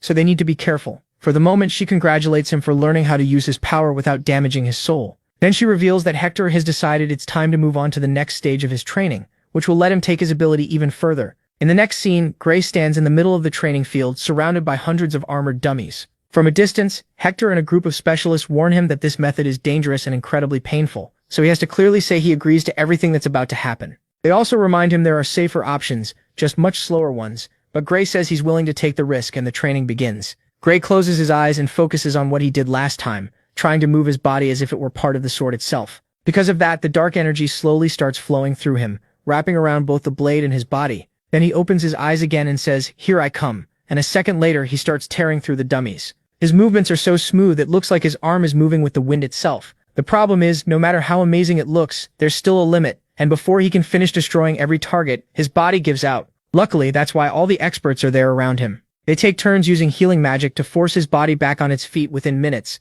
Gray thanks them and Hector praises him too. Every time he tries, he can hold that power a little longer. If this keeps up, one day he'll be able to fight full battles without his body breaking down afterward. Before, he was always so focused on surviving that he never really noticed it. But Gray finally says using that power makes every inch of him hurt. Hector insists that's actually a good sign. It's proof Gray is pushing past his limits. Still, he says that if Gray wants to stop or take things slower, he only has to ask. Gray refuses. He's ready to do it one more time. But right then, Ariel cuts in. She reminds them they can only use this brutal method once a day, because the nerves in his body need more time to recover, even after healing magic. If he pushes past that limit, he could lose the ability to properly use his sword. For the first time in a while, Hector agrees, and the three keep talking until one of the healers asks why Gray is so obsessed with getting stronger. Ariel answers that the people working with Bradley are now after his life, so he has to be ready for the worst. Everything that happened with Rada was only the beginning, and Bloodbrinker possibly being involved makes things even worse. Getting stronger is the only way he can survive. Once again, Ariel apologizes for dragging him into all this, but Gray tells her stopping the Liquidator's experiment was his own choice, so he's ready for whatever comes next. Luckily, Ariel says she knows a much simpler way that always helps swordsmen grow stronger: change the sword. Even if the Academy issued one as top class, it's obvious it won't be able to handle his power for long. In fact, with all the potential he still hasn't unlocked, she doubts there's any weapon strong enough, but they have to try, so she says she'll take him to her vault to choose one. Right away, Hector says she might be going a bit too far. Gray isn't ready yet. Ariel ignores him and suddenly a door opens out of nowhere. She insists he's earned this, and that's how they end up stepping through a portal that takes them straight into a massive treasure room. Every corner is packed with gold, jewels, and even strange potions. The place is so huge that even Ariel doesn't quite remember how to get to the sword section. But they finally make it, and she tells Gray their goal is to find a sword that perfectly matches his power. Hector says this is the biggest sword collection in the world, and there are so many blades that it's hard to know where to start. Ariel picks the safest plan: test one sword a day at full power, since his ability only gives them one real try daily. So first, they narrow the list down to the most promising ones. To start, Ariel shows him the sharpest sword there, a huge claymore. Gray gives it a try by swinging it through a giant wooden log. What shocks them is that he doesn't even need to use his ability or much strength to split it clean in half. The blow even cracks the floor. The sword is amazing, but it's too heavy for the way Gray usually fights. Hector points out that a sword means nothing if he can barely move it. Still, against huge, tough, slow enemies like divine beasts, it would be perfect, so Ariel tells him to keep it anyway. She'll even give him a magic storage bag so he can carry it around without dragging it everywhere. At first, Gray refuses. He doesn't think he deserves to be handed a sword like that for free, but Ariel pushes back. Better he uses it than let it sit there collecting dust. Besides, they have no idea what kind of enemies he'll face now that Bradley's mastermind has noticed him. If he were truly sure he'd never use it, she wouldn't insist. But if there's even a small chance he might need it, then he has to take it. That makes Gray think back to everything he went through in the war, how nothing ever felt like enough. That's why he finally accepts it, and thanks her. Hector then warns him not to show it off unless he has to, because its market value is 10,000 gold coins. Gray nearly has a heart attack and tries to hand it back, but Ariel refuses to take returns. In fact, she's not lending it to him. She's giving it to him because she wants him to fight without holding back. She tells him to forget the money, and if that still bothers him, he can think of it as a reward for everything he's done for her. Gray tries to refuse again, but the redhead shuts him up, and this time the idiot thanks her properly. But that's only the beginning. Now they need something more normal, something he can use in regular fights against humans. As they search, Gray admits he never imagined her personal treasure room would be this incredible, and Hector says this is only the start. Her divine eye doesn't just show abilities, it also reveals the value of things in business chances no one else can see. In simple terms, that eye could make her as rich as she wants. Ariel tells them to stop chatting, and says that as the sword instructor, Hector should pick the next one, so he chooses the next blade. After looking around, Hector points to a simple sword so light that Gray can move with ridiculous speed. The problem is it also feels too average, and something about it seems off.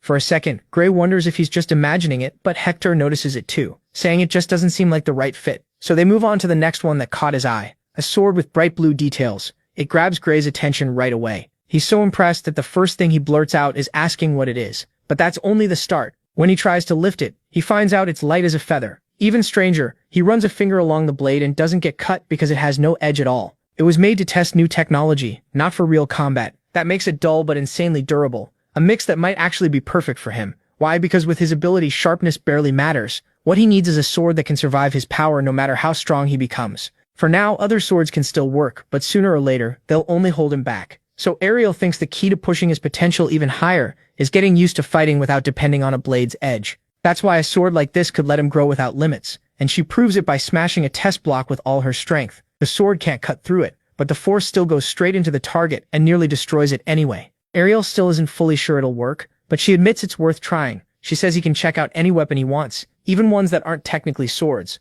For a moment, that really hooks Gray, because honestly, he could spend all day studying the weapons there. One emerald-colored blade quickly catches his eye, and he's about to grab it when something changes. His body stops on pure instinct, then starts walking toward another sword he hadn't noticed before. A long, slim blade that feels strangely familiar. Curious, he asks Ariel what she knows about it, and she explains that a former student left it there after graduating. It isn't famous, but it's very well made, and she's absolutely right, because when Gray tests it, he finds it easy to hold and it fits his hand perfectly. Then comes the best part. With his first swing, it slices through a test block like butter, matching his movements with a scary kind of flow. Even Hector and Ariel notice it. It's like he's trained with that sword since birth, like it was made just for him. Seeing the excitement on his face, Ariel adds it to the list of swords they'll test, since they still need to see whether it can handle his power. Gray couldn't agree more, but he feels bad about the idea of ruining someone else's sword. Once again, Ariel tells him that's the last thing he should worry about. Then everything changes when she reveals that the former owner's name was Metallum Norum, someone who's a nobody right now, but will one day become the greatest maker of magic swords in the world. A few days pass, and then they decide it's finally time to start testing the weapons. The plan is to push each one to its limit, so they can judge both power and durability, starting with the one with blue details. At first, it looks like it's going to respond perfectly, until Gray tries to activate his power, and suddenly it feels like something cuts off. What's even weirder is that it keeps happening again and again, no matter how hard he focuses. It's so strange that Ariel asks whether he feels any difference in his body, but since he feels fine, the only answer is that the sword itself is causing it. So they set it aside for now and move straight to the last blade he found, the supposedly ordinary sword that might actually be the perfect weapon. Once again, the Proda begins the routine he's been sharpening over the last few days. He tells himself that he will become one with the sword, and then releases a shocking amount of energy. This time, the good news is that he not only activates it, the power actually holds. Everything seems fine until he hears a voice whisper in his ear. While there's still time, he turns at once thinking he imagined it, but the voice keeps going, and it's coming from the sword itself. From farther away, Hector and Ariel don't notice anything strange, so the test continues as Gray tries to wipe out as many training dummies as possible. He notices that the power is the same as before, but the sword helps him control it in an incredibly smooth way. On top of that, his whole body feels unbelievably light, letting him keep going and going at a speed that even shocks the healers nearby. But they notice something else too. He isn't just fast, it feels like he's flying through battle. The biggest surprise comes seconds later, when Gray turns to strike the next target and realizes there aren't any left. Before, he could only take out half of them before passing out, but now he's destroyed all of them in record time. Even so, Ariel and the others watch him with worried faces and ask how the hell he's still standing. They don't just mean the strain of the energy. His chest is split open from end to end, like something stabbed straight through him with a sword. Panicking, the redhead screams for him to drop the blade, and he obeys, shocked when the pain in his chest hits him the moment he lets go. The healers rush in and cover him with layer after layer of healing magic, but even after that he's still shaking and can barely stand. Ariel explains that not even magic can erase the effects of losing that much blood. She tells him to sit down for a while. He just pushed past limits his body had never even reached before. In one way that's a good sign, but moving around without realizing how bad his condition is could get him killed. He'll probably need an experienced healer at his side in the future. That kind of reckless fighting is way too dangerous. For now, the important thing is that the sword is completely intact. No marks, no scratches, nothing. When Ariel tries to study it with her magic eye, she even notices the blade shining brighter, like it enjoyed the fight. Sadly, that becomes less important almost right away, because in its reflection she catches a strange movement near the Academy's main towers, and when she looks up, those same towers explode into thousands of pieces. Then the rubble starts falling toward them, and panic spreads through the students. At the same time, the teachers join forces and raise a barrier big enough to protect everyone. Of course, even the protagonist never saw this coming. Hector explains that Area holds the vault for dangerous materials, so someone must have caused the blast. Worst of all, he picked up a faint trace of teleportation magic. That can only mean the explosion was part of a plan to steal something from inside the vault. The problem is, that whole place was specially built to block that kind of magic. But Ariel also sensed liquidator energy mixed into the smoke, so they likely used crystals made in the underground lab to blow open the wall and disable the anti-teleport field. In short, the people behind the explosion were allies of Bradley, allies so confident in their power that they directly attacked the Academy headquarters. A few days later, Ariel finally confirms to the protagonist that the investigation really does show it was a theft. She wasn't told much, of course, but since the culprits destroyed the teleport inhibitor and escaped like it was nothing, she's completely sure it was an inside job. And with that, it becomes even clearer that the Academy is no longer an organization they can trust without question. Deep down, she even thinks maybe it never was. Still, the protagonist sees it a different way. If the enemy really controls the Academy, they should be able to take whatever they want from the vaults without making a scene. So the only reason for all that trouble is that they had no legal way to get whatever they stole. The whole thing is so strange that Ariel still clings to the idea that the Blue Drinker are behind it, and this open display of force is something she takes as a warning. They're in danger, and Gray is in danger too. He has to stay extremely careful, not just inside the Academy but outside it too. That leaves the protagonist with a really bad feeling. And he's not the only one, because when he goes to the next class, he notices everyone is seriously on edge. Naturally, he thinks it's because of the explosion, but he's way off. They're actually terrified about the outdoor marching exercise they were called to join. Seeing him so calm, Leonhardt figures maybe he didn't have time to read the notice, but the protagonist tells him there's no way he missed it, since they'll spend a full week stuck in a forest packed with high-level monsters. It's such a harsh place that just moving between camps will take 16 straight hours, and there's not even any promise they'll be able to sleep at night with creatures stalking them the whole time. Even so, he stays totally calm, while everyone else panics because more than half the students quit in their first year because of this test. What they don't know is that the protagonist has survived something even worse. In his earlier training, they threw them into forests even more dangerous, with no supervision and no help. Just them and hundreds of monsters that wiped most of them out. That obviously impresses Leonhardt, who's basically started acting like his personal fan. Still, seeing everyone so nervous also makes Gray realize maybe he's taking this too lightly and needs to pay more attention to what could happen. And just like that, we move straight to the day of the exercise, where Hector warns them that finishing this test is one of the key factors for advancing to second year. Gray notices they're right at the edge of the Wintel continent, a wild place with no inhabitants, even if it looks beautiful at first glance. For a moment, he wonders if there's a specific reason for that, but it's obvious he'll get the answer soon enough. That's because Hector, one of the people in charge of supervising them, decides to lead them through an alternate route deep in the forest. So the hours pass with everyone walking through endless trees. The worst part comes when they ask how much farther it is, and it turns out they've only made it halfway. The teachers try to encourage them, saying they'll get used to it little by little. Some students notice that Leonhardt doesn't even look tired, but the blonde guy is even more impressed by the protagonist's stamina. He hasn't slowed down even once in the 8 hours they've been walking.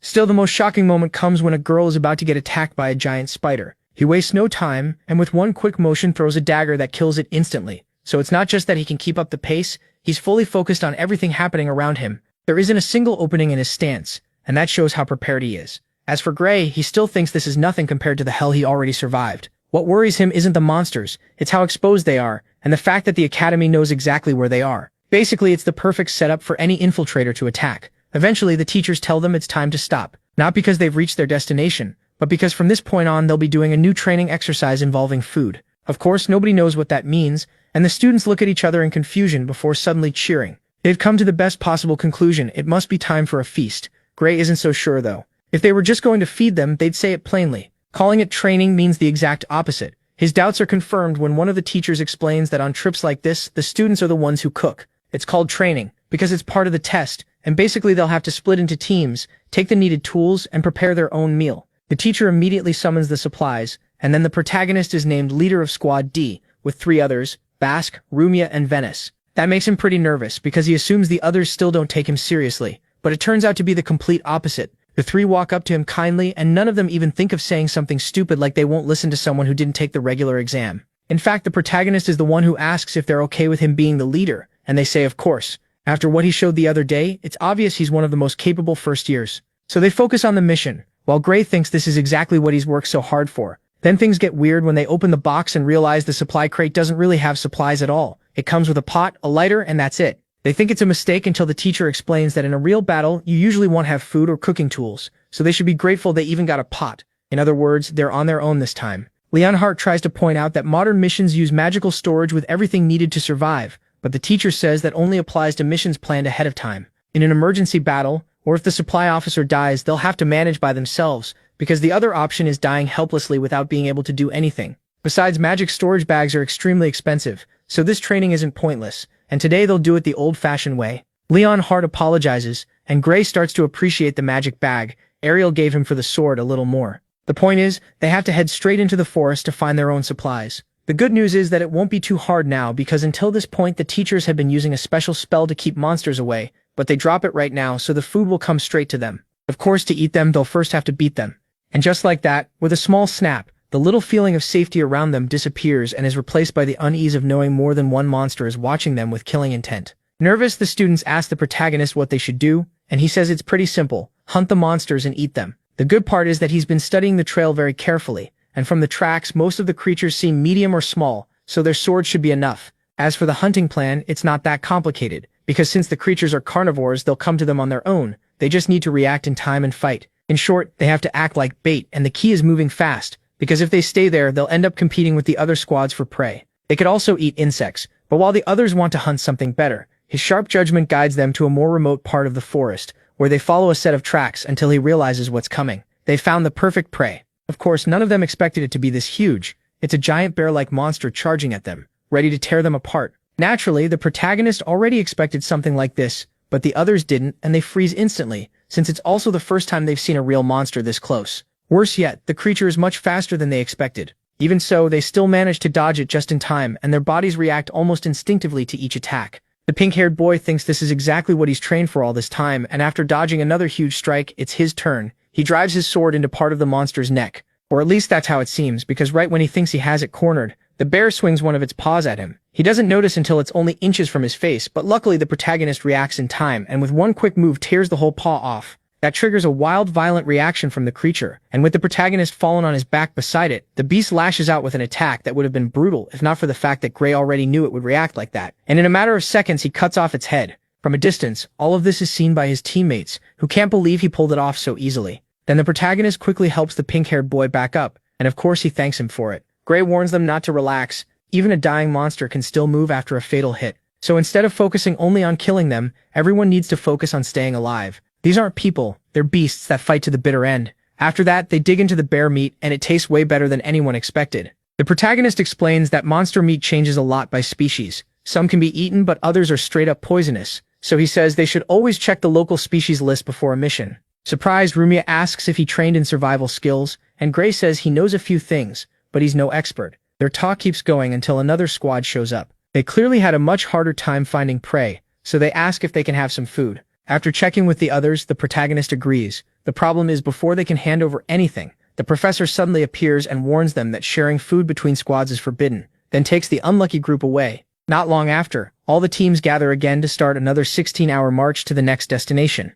This time the exhaustion is obvious because unlike the protagonist team, the others barely had time to recover, and the professor announces they'll camp here. The good news is that now they'll finally get portable rations and personal tents to rest comfortably. The bad news, there'll be a surprise attack drill during the night, so each squad has to come up with its own way to defend the camp. They can use any method they think works, and while some idiots instantly think about sleeping and using the other squads as an alarm system to know when the attack starts, the professor already planned for that and says every team will be placed in completely separate areas so nobody can take advantage or cheat. With that, they begin the second training exercise, and once again they set up their camp. Then they figure the safest plan would be to have 2 people on watch at once, but that would leave them with less time to sleep, so they settle on 1 person standing guard and rotating through the night. As for the order, it's a whole long thing, but the point is that the protagonist ends up second, while Bask, the pink-haired guy from before, takes third, and everything seems fine until they go to sleep, and Rumia starts the first shift, thinking it would be the easiest one. Then, to her surprise, right at that moment, a figure with a knife starts moving closer. The problem is she's already fighting sleep, so she notices nothing until the intruder steps on a twig, and the protagonist is the one who jolts awake with a bad feeling.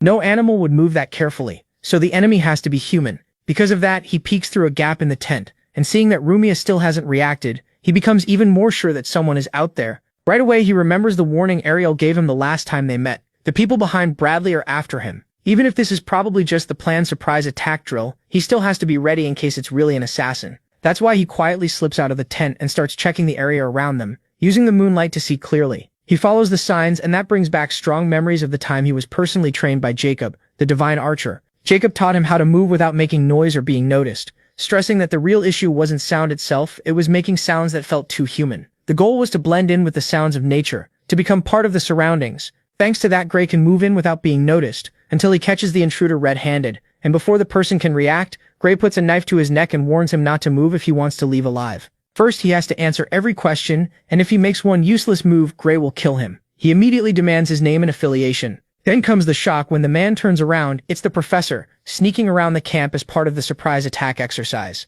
Of course, he never expected one of his own students to jump him like that, catch him completely off guard, and threaten him with such clear skill, control, and awareness in the open. Honestly, it makes sense. Still, the protagonist is so paranoid that he can't help wondering if this could still be an assassin pretending to be the professor, even though he admits that if someone really wanted him dead, they'd bring something stronger than a simple knife. So he takes a few seconds before finally backing off, but right then, Rumia interrupts them. She apparently came out to check the area, and she's shocked to find both of them together like that. They explain what happened, and the professor admits it's the first time he's seen first-year students this prepared, so prepared. In fact, that he assumes they had 2 people watching at the same time. That catches the protagonist's attention, so he explains he only came out because he heard a sound and asks if it was the professor who stepped on a twig nearby. Luckily, it was. The professor never imagined they'd detect the attack from something that small. Gray just says he's a light sleeper, and that makes the man laugh, because he's been watching him, and ever since he entered the academy, Gray hasn't stopped surprising him so much that he starts to wonder whether there's really anything left for him to teach. Then he decides that from now on, Gray will be banned from night watch training, because if he handles everything himself, his teammates won't get the chance to learn. Worried, the protagonist asks if that wouldn't leave the others with even fewer hours of sleep. So the professor offers a fix. He won't attack during the hours when Gray would have been on guard. That way the rest can sleep and still prove themselves on their own. On top of that, because he did so well, the professor automatically gives the protagonist a perfect 10 for that part of the test. And with that, the matter seems settled. Or at least that's how it looks. Because as the professor walks away, he can't stop wondering whether the protagonist went through some kind of special training, what exactly he might be hiding, and who he really is. With all those questions hanging in the air, we move to the next day, when he gathers the students again to continue the march, and the strain from lost sleep, plus the wear from not resting properly, starts showing even more. Even so, the students push through and keep walking until sunset, when the professor says they've reached the next camp. The thing is, they're so worn out and traumatized that they're scared to hear what the next test will be until he tells them to relax, because today's training is over. They don't have to do anything else, and he doesn't even expect them to set up the tents because he already handled that so they can rest comfortably until the food is ready. Yes, food, because while everyone sleeps peacefully, the teachers prepare a full feast for them. The only one still uneasy is the protagonist, who thinks this can only mean one thing. Tomorrow is going to be hell. Beside him, Leonhardt says that no matter what happens, he's sure Gray will be fine, and they keep talking until the professor announces they can come out. The moment they do, they're welcomed by a table packed with delicious food, along with the confirmation that they can eat as much as they want. He even praises them for all their hard work over the last few days. But the look on his face makes it obvious this is too good to be true. And that gets confirmed the next day, when he and the other teachers explain that they're about to begin the most dangerous part of the training, where they'll have to cross the dangerous zone of the Gastia mountain range. It's a harsh place, but things still go fairly well at first because they've recovered, have their energy back, and are moving at a fairly calm pace. Once again, everything feels fine until they're warned to get ready, because in 2 kilometers they'll enter the habitat of the water lizard, a monster far stronger than anything they've faced so far, one that can kill a person in seconds. That's why they're told to move slowly and not draw attention, since any noise could mean death. Even though these creatures usually seem calm, they're still bloodthirsty. Again, Gray thinks the situation reminds him of the training he had with Jacob, so he starts moving exactly the way Jacob taught him, a method the professor instantly recognizes as something only a skilled monster hunter would do. Meanwhile, the other students move so badly it's almost ridiculous, so the professor yells at them to hurry up. The protagonist thinks that's reckless, since they're still beginners in an extremely dangerous area. Even so, they keep moving until they reach the most critical part of the territory. There, he tells them that from that point on, talking is forbidden. Strangely, everything feels so peaceful that many of them let their guard down. One guy even starts thinking all those warnings about the water lizard must have been fake because there's no way they'd bring a bunch of inexperienced students into a place where they could die at any second. And of course, that becomes his biggest mistake because he loses focus and trips,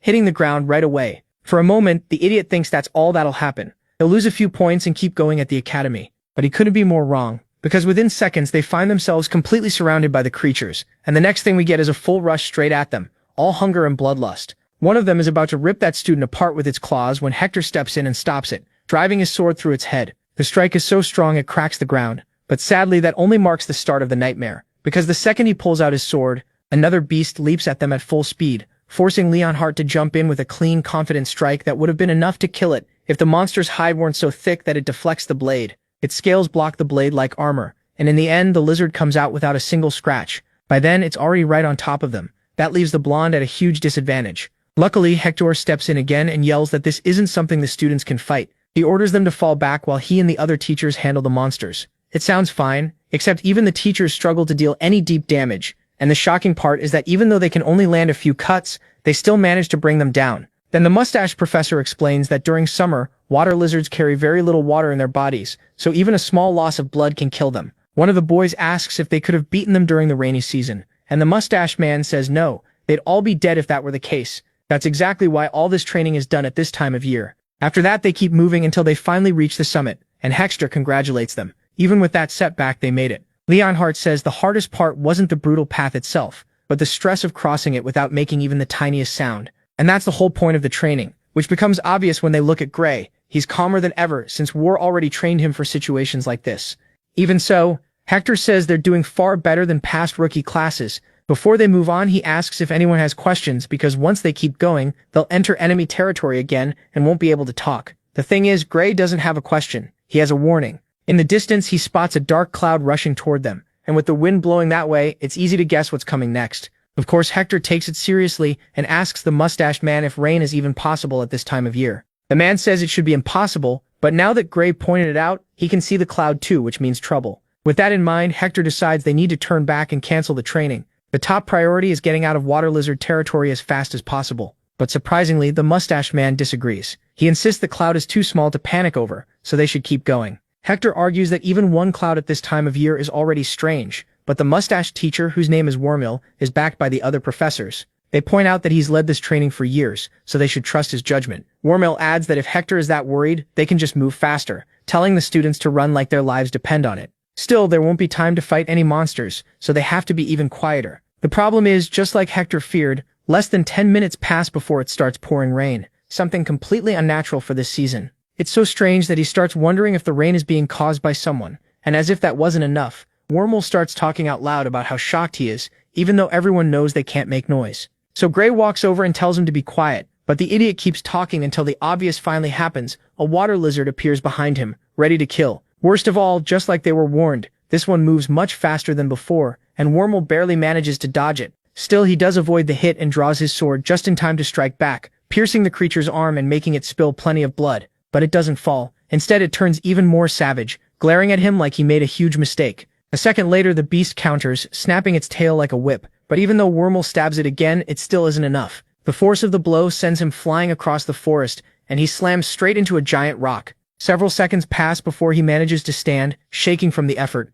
Of course, the students can hardly believe one of their teachers is getting beaten that easily. Even Gray thinks his reflexes should be fast enough to dodge that, which can only mean this lizard is far stronger than any they've faced before. By now, it's obvious every warning about the water lizards and the rain was true, so the remaining teachers quickly form a special formation meant to pin it down in a 4-on-1 fight, where in theory they should have the advantage. The problem is that even though each of them lands careful strikes on key parts of its body, the creature keeps fighting like nothing happened. Then it breaks through Wormill's guard again, knocking him to the ground completely helpless, and this time the monster is faster. Without wasting a second, it jumps at him to finish him off, but it's stopped by Hector's sword, which slices through its neck in one clean hit before it's too late. Things are so bad that even they seem surprised they actually managed to kill it. Hector warns that this is no time to relax because not even the teachers are strong enough to come out of this unharmed. The mustache man agrees and tells one of the female teachers to cast an emergency teleport spell so they can get out before it's too late. The problem is, she says she's been trying for a while, but for some reason it won't work. When the others try, they get the same result.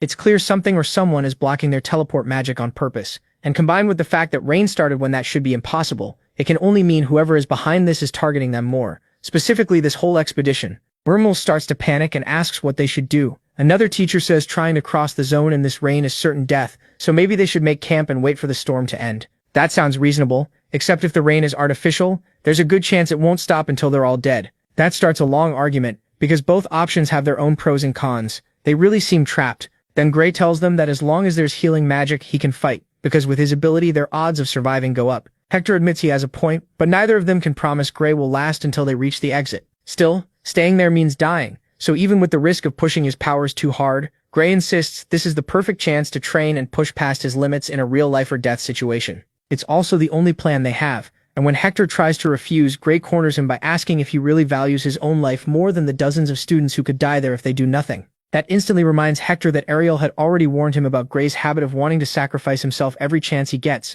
and he also remembers the desperate look on her face when she asked him to protect the boy. Even so, he has no choice but to accept, asking him to. But right then, they get cut off by Wormhole, who insists it's insane to trust so many lives to a single student. Hector says they haven't seen everything Gray can do, and since they don't have many options, he suggests they take the risk together and trust in Gray's power. Some of them seem to consider it, but Wormhole doesn't budge. As another option, he orders some of the teachers to use communication magic to send a rescue request to Academy headquarters, thinking it's safer to wait than try to escape with just one student. And even though communication is blocked too, the teacher he asked insists he managed to send the message. The problem is, instead of calming things down, Wormhole accuses Hector of being reckless and willing to put the students in danger, and the tension only keeps rising. Hector fires back that the monsters could attack again before any reinforcements arrive. Even so, it seems like everyone is siding with Wormhole, who ends the argument by saying they should stay put, so they fall silent and start waiting for a miracle. The problem is that with every passing second, the students grow more nervous, because for some reason the only one staying calm through all of this is Wormhole himself. He doesn't even react when he hears movement in the forest, a sign the lizards have finally come for them. The good thing is, Hector doesn't waste a second and takes a battle stance, while telling Gray not to step in unless things get really bad. Without hesitation, Gray agrees, and then the teachers begin round 2 against another one of the creatures, which manages to wound one teacher before Hector and Wormhole finish it with a joint strike straight to the chest. That small win makes them think they have things under control, but they're completely wrong. The noise of the fight draws in 2 more beasts, and Gray, Leonhardt, and some of the students quickly pull out their own swords. Hector stops them, saying not yet. The teachers still have plenty left, and the students should use this chance to see how an academy professor really fights. In seconds, everything changes, their eyes grow fiercer, and they switch back into that earlier formation to handle both enemies at once. Even Leonhardt is shocked to see they don't hesitate at all, but that doesn't change the fact that it's a brutal fight that forces them to focus on one enemy first before moving to the other. So Hector keeps one of the beasts busy, striking it again and again to open the perfect gap for Wormhole to drive his sword straight into its heart. The students cheer right away, but one is still left, and worse, feeling cornered, it starts roaring with all its strength, and Leonhardt notices the teachers they've barely been hurt, so Leonhardt figures they might really hold out until backup arrives. But that hope falls apart fast. Right in the middle of the fight with the second monster, 2 figures appear behind Hector and the other teachers, clearly going in for a kill. They close the distance fast, but before they can strike, Gray jumps in and slices off both their arms in one move. Even that isn't the biggest shock, because the attackers aren't strangers at all. They're Wormhole and the glasses-wearing teacher who had backed every one of his choices up to now. The teacher they almost hit turns and sees both men bleeding out on the ground, but he forces himself to stay focused on the creature. At the same time, Hector thanks the protagonist for protecting them. With that, they bring the monster down. Then the really important part starts when they confront those bastards and ask what the hell they were trying to do.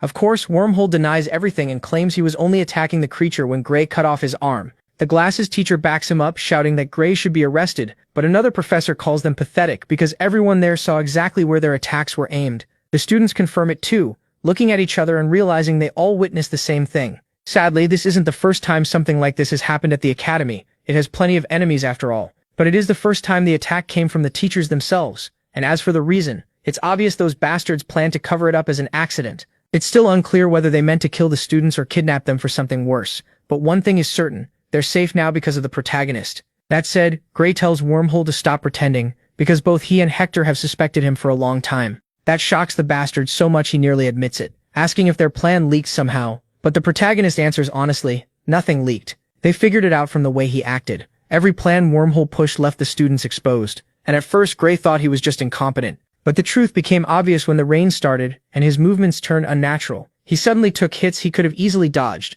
not because he was weak, but because he was putting on a show to blend in with the people who were actually fighting. The good news is the protagonist used his powers so briefly that he feels no pain at all. The bad news is Wormhole's plan still isn't over, because the bastard starts laughing like a madman, mocking them for not realizing the real danger is only just beginning. Even after exposing him, nothing has really changed. The rain spell is still active, monsters will keep coming, and backup will take too long, so they're all gonna die. Still, he says he can offer them a way out. He's willing to spare the students if Hector, Gray, and the other teacher named Rent give up their lives. To make the threat even clearer, a third accomplice shows up, ready to kill them. But the protagonist needs only a split second to get behind him and threaten to rip out his throat if he moves again. The problem is, even then, Wormhole doesn't look worried until the protagonist realizes the third accomplice is the group's teleportation magic expert. In other words, he's probably the one who blocked that magic in this area, and that means he could be the key to getting everyone out the right way. For the first time, Hector admits even he hadn't noticed that. After saying Gray is far too sharp to be just a student, he marches up to the man and nearly drives his sword into his eye, ordering him to send all the students and teachers to the base of the mountain right now. If he refuses, Hector says he'll take one eye, then move on to the rest of his body. Gray backs that up, pressuring him with his ability and warning him not to send them anywhere else or leave anyone behind. Now Wormhole finally starts to get scared, and even though he throws out his own threats to stop his allies from betraying him, it's too late because Hector steps toward the man so firmly that just before the sword can stab into his eye, the guy slams his hands to the ground and activates teleportation magic. And just like that, they don't just end up at the foot of the mountain. They're sent all the way back to the academy, the starting point of the expedition. The twist is that he teleports not only the students, but himself, the protagonist Wormhole, and the teachers too. In other words, everyone returns exactly from where they were. The commotion draws the guards, who are stunned to see the first-year swordsmanship class back so early. Hector quickly explains that they had to evacuate because of an attempted murder by the teaching staff, more specifically, Wormhole, and the two magic professors working with him. With unbelievable nerve, the man tries to deny it, but the students speak up right away and say it's true, and that they would have died if Gray and Professor Hector hadn't uncovered the plot and saved them. Since the matter is so serious, the guards focus first on everyone's safety and ask if anyone is injured. Everyone stays quiet, including Wormhole, who clearly knows this isn't the time to play innocent or waste time on treatment. The surprising part is that they don't just arrest him and the other bastards, they cuff everyone and take them to a special room to start questioning them, making sure there's no cover-up or escape by other accomplices. So one by one, they all go into an isolated room to give their version of what happened, and that goes on for hours. Then, without even waiting a full day, they're called into a courtroom for the final verdict. The headmaster begins by saying the main people responsible were Professor Wormhole, the expedition leader, Professor Valen, who turns out to be the vice headmaster, and two magic professors from the emergency team who helped stage the whole thing. We also learn the teacher who supposedly used the first teleport spell to escape was part of it too, so she, Wormhole, and the vice headmaster are found guilty of knowingly and repeatedly helping carry out the criminal plan. Best of all, there are no lighter circumstances here, so they're sentenced to death on the spot, and the investigators are allowed to torture them for every bit of information they can get about anyone connected to the case. The message is obvious: they won't be allowed to die quickly, like the coward he is. Wormhole begs them to kill him, but please spare him from torture. The headmaster answers with total silence, leaving no room for mercy, so the bastard tries to run, only to be stopped brutally by one of the guards. In the end, the headmaster gives one simple order: take them away. The three are dragged off toward the torture area, leaving only the teleportation guy, who gave in at the end. He's still guilty, but they value the fact that he cooperated, so after the interrogation, he'll be allowed to live as part of the criminal battalion, a special army unit where convicts fight in wars to reduce their sentences. After that, Gray meets with Hector, who says he's sorry student life has been so full of trouble for him. The protagonist says he's already used to it. What really surprised him was learning there were so many criminals inside the academy, because he used to see it as some untouchable sanctuary. Hector says that's far from the truth. In fact, the academy gets criticized for barely screening people at all and caring only about strength. Gray admits he can't say for sure whether that's good or bad, but he does know the academy has helped him become stronger than he ever thought he could be. The place may be corrupt, but there are still people there he really can trust, and that's enough for him. Those words make Hector think Gray definitely isn't an ordinary student. That's exactly why he warns him. The classes are about to get much harder from here on out. It'll be rougher, but he'll grow even stronger. Gray answers that that's the whole point. Several days later, Ren gathers them to praise how they handled the training trip. A lot of strange things happened, sure, but the important part is that they survived. which means basic physical training is over, and it's time for the next stage. Before explaining what comes next, though, he shows them the goal they're expected to reach by bringing out a steel stake more than 15 centimeters thick, one that he can split in half with a single strike. Confidently, he says, anyone who can cut it cleanly in one slash will get approval to jump straight to second year. Anyone who can't has to keep training, and if they still fail by the end of the term, they'll be expelled automatically. The harsh part is that every year, about half of the students fail to cut it, so only around half of the first years move on to second year. Worried, one girl asks what happens if they get expelled, and he's quick to say it's not like they'll die. Usually they just transfer to smaller academies in their own countries. Most students expelled from the World Academy end up becoming top talent in smaller groups, and if they don't want to keep studying, they're still welcomed as royal guards or even bounty hunters in different guilds. In short, just making it this far already means they've become something special,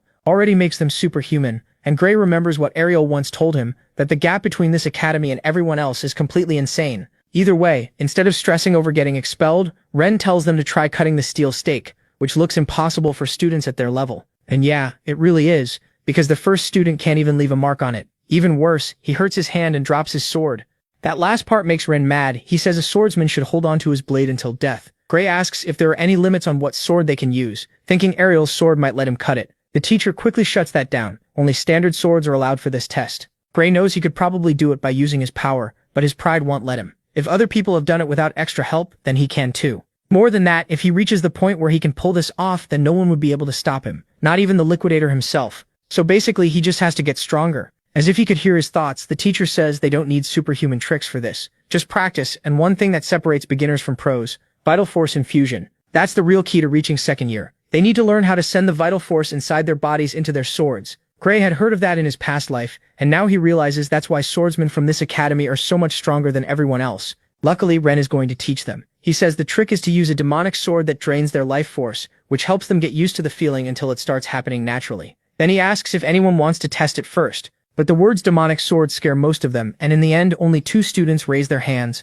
Gray, desperate to get stronger, and Leonhardt, who's still upset that he couldn't do anything against the water lizard, even though he was the strongest student. In the end, the teacher picks the blonde one. The moment he grabs it, he feels his strength being drained little by little. Since he's still a beginner, he shouldn't hold it long, so the teacher tells him to hurry, and to everyone's shock, he actually cuts the stake. He's not strong enough to slice all the way through, but he does manage to leave a very deep cut, and everyone is seriously impressed, until he suddenly drops to the ground. The others rush to help, but Ren tells them not to worry. Everyone goes through this at first, they just need rest to recover the energy the sword stole. He's actually impressed Leonhardt lasted that long with it in his hands. That's what he'd expect from the top student. After that, it's Gray's turn, and he steps forward without hesitation. Even after watching the blonde guy drop like a sack of potatoes, he makes one clean move, draws the sword, and immediately feels himself getting weaker by the second, so he rushes to land his strike. To everyone's surprise, he manages to cut through almost the entire stake. Of course, he still has a long way to go, so he puts the sword away before passing out. Ren is stunned, because it's the first time a student has stayed standing after doing that. Gray can only credit Hector's training, which basically pushes his body past its limit.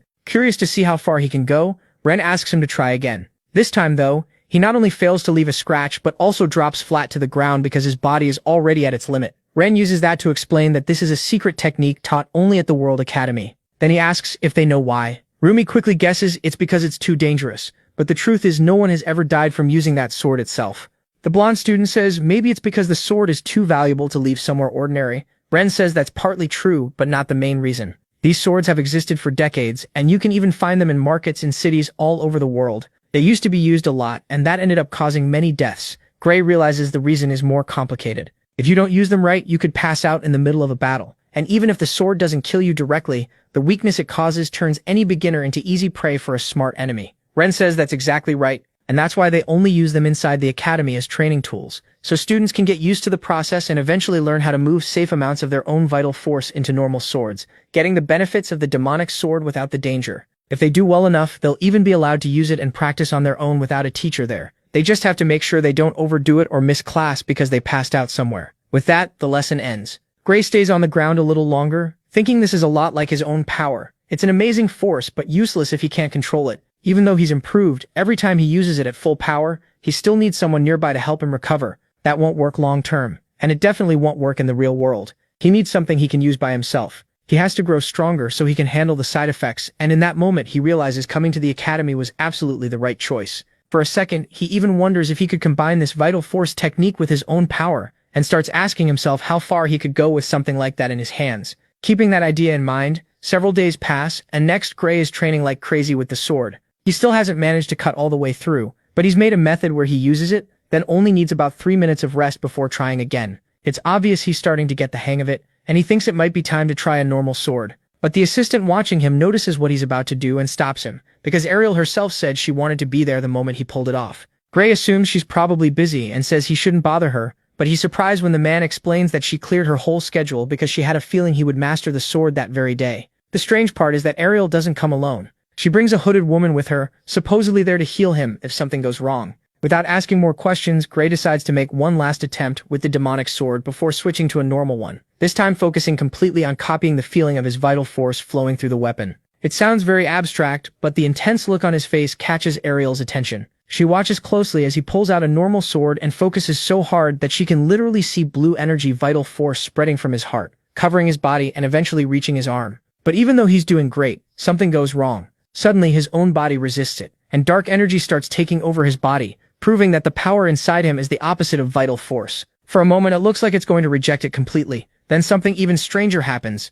The two start to mix, and it happens on its own. The voice behind the sealed door urges him to give it more, to the point that it starts pulling in all his vital force against his will, like a stronger version of the demonic sword, except this time he can't let go at the right moment. Seeing what's happening, Ariel gives only one order: do it. Without hesitating for even a second, the assistant tears off Gray's arm. It almost instantly turns to dust from the overload of dark energy. Strangely, Ariel had already expected something like this might happen, because the hooded woman uses incredibly strong magic that not only stops the bleeding, but can even regrow lost limbs, restoring Gray's arm to normal. It starts with the bones, then the muscle, then the skin. Even Ariel looks deeply impressed when she sees it happen. The woman tells her she shouldn't be, since Ariel was the one who discovered her power in the first place. Then she simply leaves. Hours pass and then Gray wakes up, confused. Luckily, Ariel is still beside him, and she asks if he remembers what happened. Gray explains that when he tried to use his vital force, the power in his arm went completely wild and started absorbing it like his life depended on it. After that, the assistant cut off his arm, so he freezes when he realizes he still has it. Honestly, he doesn't remember much beyond that, but Ariel says there isn't much else to remember. That's exactly what happened. Then she quiets him by giving him some fruit so he can recover. And that's when Gray realizes she knew this would happen. She admits it's not the first time she's seen something like it. The same thing happened when Army tried to use vital force. That's why she chose to be there when Gray tried. Even without saying more, that's enough to grab his full attention. He can't believe the future Sword Saint can't use vital force. Wanting to know more, he asks what happened to Army when they found out she couldn't use it, and Ariel reveals that her arm blew apart into countless pieces. So while they didn't have to cut it off themselves, the shock to her body was still severe, so bad that she's still afraid to use her vital force. And of course that last part that gets Gray's attention, because it means she can use it now. Ariel says yes, but it took a huge amount of time, effort, and planning. What they did was use a kind of contract magic to hold her power back. Then she trained using only life force. After that, they slowly loosened the contract until her power and life force could exist together, and in the end, she learned to use them separately. Gray gets excited, thinking the same method might work for him, but Ariel shuts that down right away. Normal contract magic could never suppress something as abnormal as his power, so they need another solution, and no matter how much they think about it, none comes to mind. She does feel that if he trains hard enough, he might learn to draw out only his life force. Still, he'd have to do it very carefully, and even then the risk is way too high. Gray insists he's ready to lose his arm as many times as it takes. They could always have an experienced healer there to help every time, but Ariel says he could also just give up and stop trying to use life force at all. His current power is already enough to get through second year.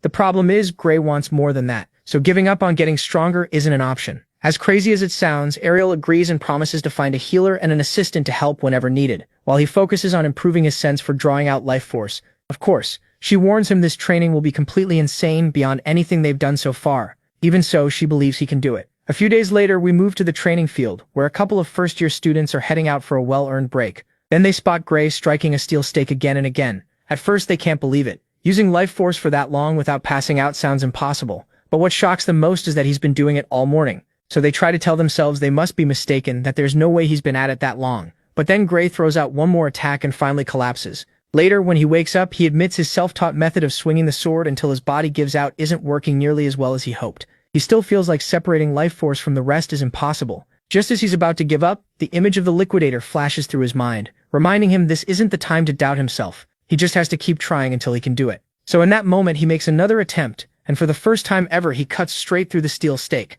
But that's not even the strangest part. When he looks down at his hand, he realizes that from pure exhaustion, he grabbed a normal sword by mistake, and still did what he thought was impossible. So when the cut stake drops with a heavy thud, Gray is so stunned that he wonders if it was all just some kind of mistake. There's only one way to know for sure, so he attacks again, then again, and again with the same result every time. There's no doubt now somehow he's managed to isolate his life force and use it with any sword without the dark energy inside him interfering. And the only thing he changed was stopping the focus on the feeling and just repeating the pattern until his body started doing it on reflex. Even then, he's still far from done. He needs to keep going until his body stops treating it like a special move and starts treating it as the natural way he uses a sword. And interestingly, those same students from before saw everything. They're not just impressed, they're confused, because his movements feel different from the professor's version, so we still don't know if that's a good thing or a bad thing. For now though, we jump ahead to nighttime, where Gray uses dinner with the other students to recover his strength, and by now the rumor that he mastered the sword has spread to everyone. That's why the blonde guy can't hide his shock watching Gray eat like a beast.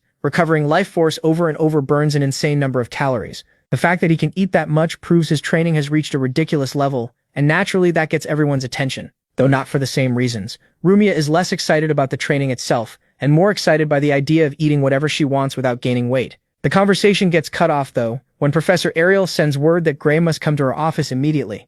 She's never done that before. Usually she calls him in private, so he starts wondering if something serious happened. Sadly, he's right. Ariel tells him it's urgent, because she just got a letter saying he was chosen for the prestigious special selection training of the Starseers. The notice warns him to stay ready at all times because he may be thrown into real combat immediately. That last part sounds so strange that Gray asks if it's some kind of exaggeration, but Ariel says it's completely serious. This special program basically throws the best students into deadly situations with no support, forcing them to survive by strength alone. In the past, participants were teleported straight into criminal hideouts and weren't allowed to return until every enemy was dead. No reinforcements, no backup. It was total madness, and only a small number of students came back alive. That's exactly why it hasn't been held in the last 10 years, so Ariel is shocked they brought that awful tradition back. She tells him he should refuse, especially because after everything that's happened, this invitation feels wrong. Gray refuses to back down. He thinks if they still use a training method that brutal, it must work. So he asks Ariel if it would make him stronger and whether she believes he has a real chance to survive.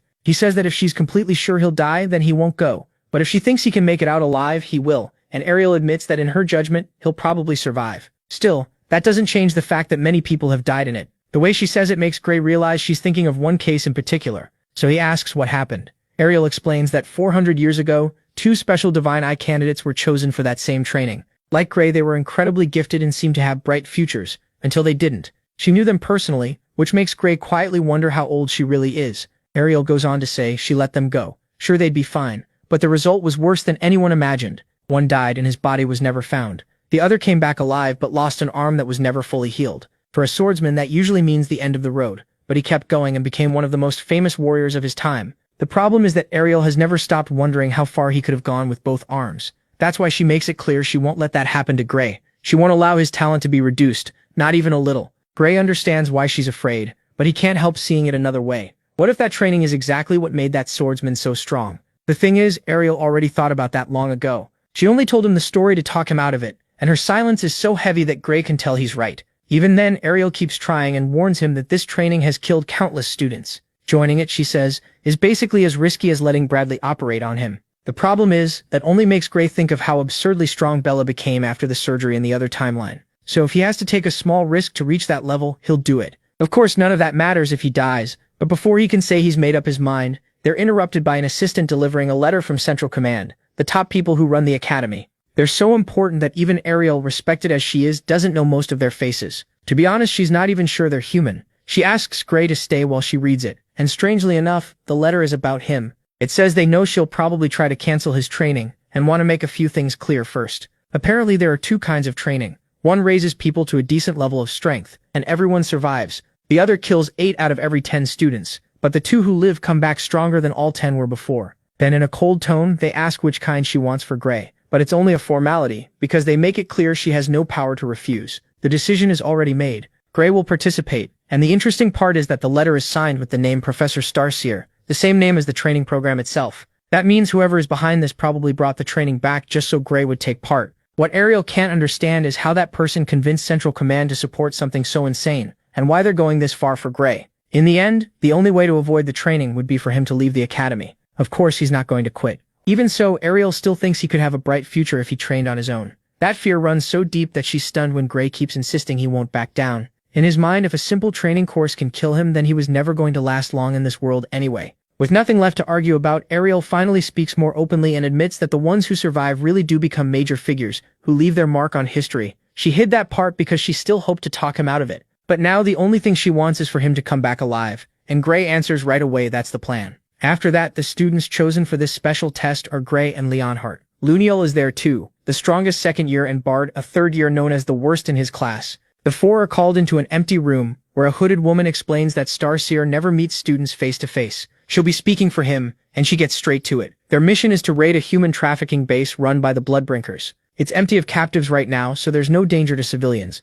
But they need to remember this is a criminal group. That means the mission ends only when every enemy there is dead. After hearing that, Luniel asks if this isn't supposed to be work for real soldiers. The woman agrees but says that's exactly why they're being sent. They need real battlefield experience. Then Bard asks if it's true they'll have no supervision. She says yes, completely true. They'll go in alone with no resources, no backup, and no one protecting them. They won't even be allowed to keep the defensive magic collars around their necks. Bard points out that as a third year, he should already be stronger than plenty of teachers, until Leonhardt reminds everyone that Gray already beat 2 teachers before. Ignoring the tension, the woman says that if there are no more questions, they'll be sent to the combat zone in exactly 2 hours. During that time, they're to study all the mission details they've been given. Bard notices their drop point is right in the middle of enemy territory. That's not just bad, it makes no sense, since a base like that should have an anti-teleport barrier stopping anyone from getting in.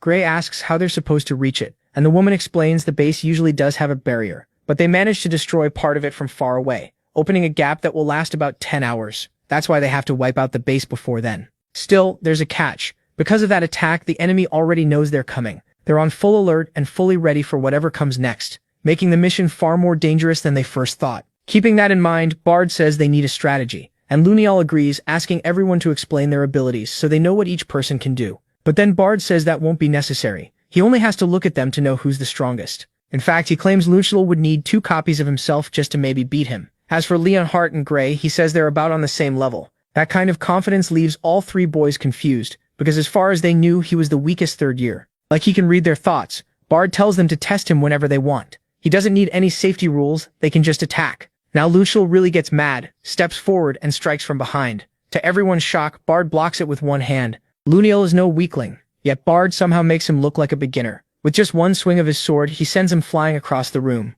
The woman watching from the side laughs, and Bard uses the moment to make one thing clear. The gap between a second year and a third year is huge. Gray still can't believe this guy is really supposed to be the weakest of his year. Then Bard quickly adds an important detail. Everything he said only applies to normal sword fighting with life force. If Gray uses his special ability, he'd probably turn him into mush with a single hit. Everyone knows that famous power very well, and while Bard is impressed by what Gray pulled off in the second-year tournament, he also knows the power comes with a side effect, so he tells Gray not to rely on it during this mission. Gray agrees, since if he uses it at full strength, he won't be able to keep fighting, so they decide he'll only use it if there's no other choice. With that settled, Bard starts laying out the plan. When only 30 minutes remain before teleportation, he explains that since they know the enemy positions, the best move is to split up. He tells each of them where to go based on their own fighting styles. He doesn't explain much beyond that, so Leonhardt asks why Gray is being sent to that section in particular, the area for special designation criminals. In other words, Bard is sending him to the most dangerous part of the entire base, packed with insanely powerful criminals,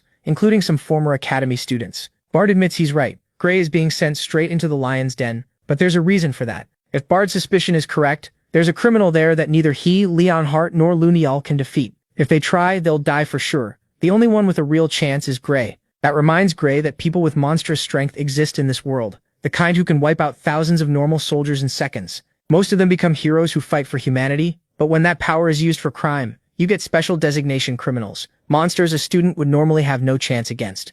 Bard explains that even the weakest criminal in that group is far stronger than any teacher who supervises first and second year students. That's exactly why they need Gray's power, someone with a trump card that gives them at least a shot if things go wrong. Leonhardt still disagrees and says that against someone so strong, they should use numbers. That does make sense, until Bard reminds him that against a monster like that, none of them would last even a second. They'd only get in the way and risk dying for nothing. When the power gap is that huge, numbers mean nothing. Humans fight humans, and monsters fight monsters. Leonhardt raises another good point. Even if Gray wins, he'll be in such bad shape that he'll need one of them there to help him. But what he hasn't taken into account is that if they stay grouped together, the enemy will surround them and kill them instantly. Their only way to survive is to split up and never stop moving. Luniel suggests going in pairs, but Bard shuts that down right away. He didn't ask for opinions. He says this isn't about being the strongest, it's about experience, and this is the only way to win. Gray thinks the plan has way too many holes, but with only 10 minutes left before the mission starts, there's no point arguing. The best thing he can do is keep everyone calm and go along with it. Seeing that Gray has no objections, Lunel finally accepts the plan. As for Leo, he still has doubts. Even so, Gray tells him there's no other choice. Instead, he asks Leo to sneak some healing potions from the medical area and keep them ready for emergencies, because he wants a way to stay on his feet if he ends up using his ability. Leo agrees, promising he'll get them to him even if it costs his life. Then the scene shifts, showing two men inside the villain's hideout mopping the floor while talking about the horrible things they did to the last slaves brought there. The worst part is that they don't talk about them like people at all. They speak as if they were just objects, and despite the twisted sound of their voices, their eyes light up when they talk about how much they enjoy playing with those objects. Thankfully, it doesn't take long before they hear noises coming from other parts of the fortress. Then one of them loses his head in a single slash. It happens so fast that the other one doesn't even have time to react before Leonhardt appears behind him and cuts him in half. He clearly heard everything, and these men are just as vile as the rumors said. The upside is that he doesn't need to hold back at all when killing this trash, since there are no civilians. Bard reminds them they have permission to wipe out anyone they find inside the building. Other than that, they just need to stick to the plan. Without another word, the operation begins, and the four of them split up. Gray charges straight down a hallway packed with enemies. They assume he came alone and threaten to kill him, but then one man steps in, insisting he'll handle Gray himself. What nobody expected was for Gray to cut him clean in half mid-sentence, at such insane speed that the others don't even see it happen. Gray realizes these thugs are much weaker than he expected, and he starts wondering if it's some kind of trick to make him lower his guard. But as the minutes pass and the scum keep dropping like flies, he realizes they really do have a good chance to win. At the same time, the enemies notice the madman in the uniform and realize the threat is more serious than ever, so one of the leaders orders his men to keep their distance because just like Bard warned, if they bunch up, they're more likely to all get killed. Then one soldier tries to strike Gray from behind, but Gray jams a sword through his mouth, skewering him on the spot. That alone is enough to tell them they need a better plan. The problem is there are so many of them that a lot still think they can win if they all rush him at once. But even 10 against 1, with a mage helping them, they still can't land a single hit. Gray slips past every ether bullet with a few quick moves, and the attack is so basic that he keeps pushing forward through it, gets close and slices the guy's chest open. Once again, he thinks they're way too weak to belong to such a famous criminal group, and part of him still believes they aren't fighting seriously. But the killing intent in their eyes says otherwise. They really do want him dead, and they move like people used to murder. Each of them has probably killed at least 10 people before, which makes it even stranger that they're this weak. A few minutes later, he's already taken out most of them, and when the next wave shows up, he finally understands his mistake. He was comparing them to academy students. Even the weakest first year could wipe out these idiots in no time, so Gray focuses on moving ahead as fast as he can.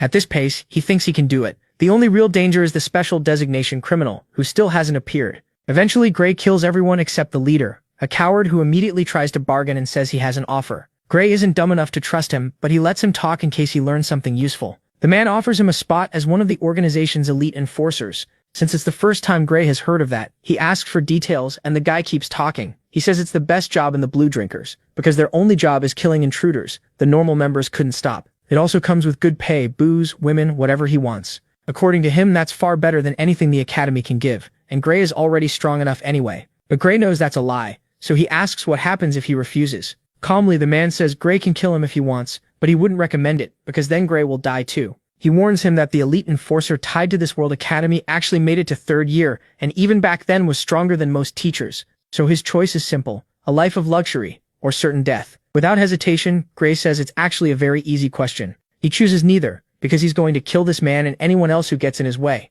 With that, he cuts off the man's head and keeps moving. As he walks down the hall, Gray keeps that warning in mind. The special designation criminal is definitely somewhere in the hideout. The good part is that the man said he, not they, so at least Gray knows there's only one. That changes a lot, because now it's obvious splitting up wasn't the best idea after all. If there had been lots of strong enemies, maybe, but since most of them are weak except for one, they would have been better off staying together.